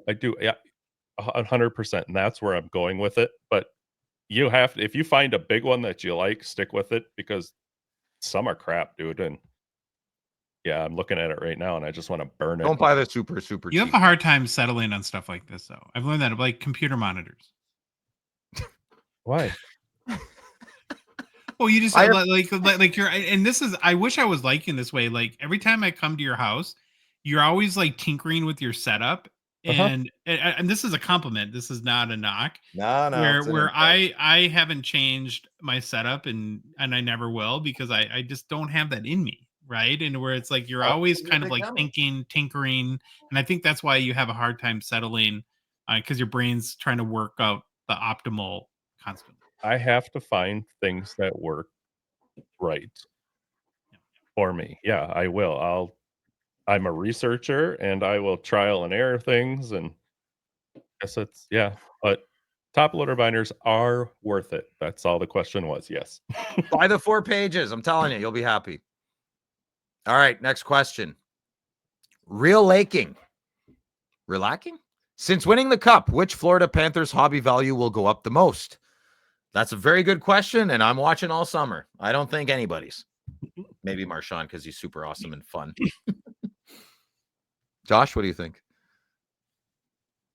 Yeah, I have no idea how this will translate to value, but the Q rating, as they call it, for Brad Marchand has been skyrocketing. It's like he's has so many more fans, I feel like, now than he 'cause did he's when he was in fun. Boston. He's authentic and he's fun. hmm He's not, fun trumps everything, I find. Louis, what do you think? Maybe Bob, but I don't know. Yeah, that'd be another decent one to. Oh, didn't even think of that. Good point. All right, second last question. Instagram. Anthony Wandering Soul. Are Bedard rookies worth collecting for the long term, or is it all hype? Oh, If they I are must worth- have screwed something up. Oh, Strider. Okay, no, I can say this No, one. that's the last one. So maybe I forgot. I forgot to add. Yeah, I forgot to add it to the picture. So you just got to read Anthony's question. Do you want to do it My next bad. week? No, just do it. Okay, I'll read a bit slower. So Anthony is a wandering soul, and he asked a question. Are Bedard rookies worth collecting for the long term, or is it all hype? If they are worth collecting, what is the best time to buy? I'll go first. Okay. Oops, sorry. I enjoy the silly roller coaster of irrational behavior by all the participants, myself included. I think the kid's pretty damn good, man. Nobody knows what's going to happen. Hedge your bets on your terms, on what you're comfortable with. Clearly define what you're looking for. Are you looking for a return on an investment? Don't buy any hockey cards, brother. Find a different industry. If you are if you're stuck on hockey cards, I think you got a plethora of selection. You got Celebrini, Bedard. Bedard would be your highest risk reward, I would say, in the prospecting pool. That's my answer. Josh? Yeah, I think it's impossible to tell what he ends up as a player, and we all have our hopes, and I think all three of us are very consistent that we want him to be great, because that's the best thing for the hobby. I'm not a Blackhawks fan, so I don't have much rooting interest that way. Where I do think I can give some helpful advice and what I've learned, if you want Bedard rookies, the buying timing has less to do with the season. It has more to do with when releases come out. And what I mean by that is now's not the time to buy a Cup Bedard card. Now's the time to buy an O-Pee-Chee Platinum card when everyone's all excited about the Cup. If you consistently can discipline yourself to wait 2 to 4 to 6 months after a product comes out, when the new product shine has worn off a little bit, that's when you always pay a giant premium when products come out. And what sucks about that is that's when they're the most exciting. Mhm. Yeah. It's the best show and tell period. It's Friday show and tell right at lunch hour. Your school grade crush is watching. It's the most fun. No one wants to show and tell when no one's paying attention. Louis, what do you think? I have no answer for that. Okay. I'll go with Strida. Good. Next question, Discord. Strida. What do you think causes a boost in interest for a retired player? I have seen the hobby interest in players like Pavel Bure jump exponentially in recent years, long after his playing days were over. Can you think of anyone else primed for a bump like that? I say start a podcast like Whitney and Biz. You'll get a 10% bump in your cards. Yeah. It's the best answer I can give you. Louis, what do you think? I don't have a good answer for it. Every year there seems to be one or two guys, and it's not like a 1,000-time bump, but there's one or two guys that have this surge for like 3 or 4 months, and then it kind of dies off again. Mm-hmm. I think it's these little Twitter turd nuggets that all like look at the history of data and like, oh my God, Heatley scored 50 goals 3 years in a row. And I'm like, you weren't even born. Like, what are you talking? Like, there's no relevance to it, right? So not mind you, Pavel Bure having a resurgence in the hobby is fantastic. He's the real deal. But Josh, what do you think? Well, I think your media angle was good. Like Henrik Lundqvist is another person that I would, ever since he went on TNT, Yeah. he's kind of feels like he's a little bit more popular. But maybe like the Beret thing comes back down to now people that have a lot of disposable income, like they're at the age where when they look back to their youth and who they idolize growing up, that's a guy that stands out. Very good point. 10 years ago, the people that loved him as a player had young kids and families and no money to buy expensive. Like, sports. you spent what on a Pavel who card? Like, oh crap, no, nothing. And I think I'll wait 10 years. I think Josh, I think you nailed it on that one. Say we're all in high school still, but we're watching these guys play, and by the time we get adult money, they're retired. But now I can go back and be like, I want that card. I want his stuff. Mm-hmm. Very good point. All right, that wraps up the questions for the week. Thank you very much. And Good mailbag. Yeah, great mailbag. Personal pickups. Josh takes over. It's all Josh. Oh, I got nothing. I got nothing. I have two. I'm lying. Yeah, you got to be your little snowflake. We get it. Mm-hmm. Oh, 23. you. I got my own show. Well done. I'm gonna make a video. I'll take a I'm gonna make a video. I'm Phil the Snowflake. I'm gonna talk to my dog on my video. All right, you gonna talk about your ugly card or not? Now you're listening. You're fine. Come on, talk about it. I got a 23-24 Synergy Kaprizov 98 Scar Quest style green out of 99 because I like it. Synergy. And I don't need your approval to validate my hobby experience. If I need to be the I villain may in your want card, it, but I don't need it. if I need to be the villain in your card collecting adventures, Josh, I will take that. I will take it. And then another card. checklist casualty for me. I'm on this whole clear cut superstars, the 15, 16 Crosby. These are 1 in 640 pack odds, dude.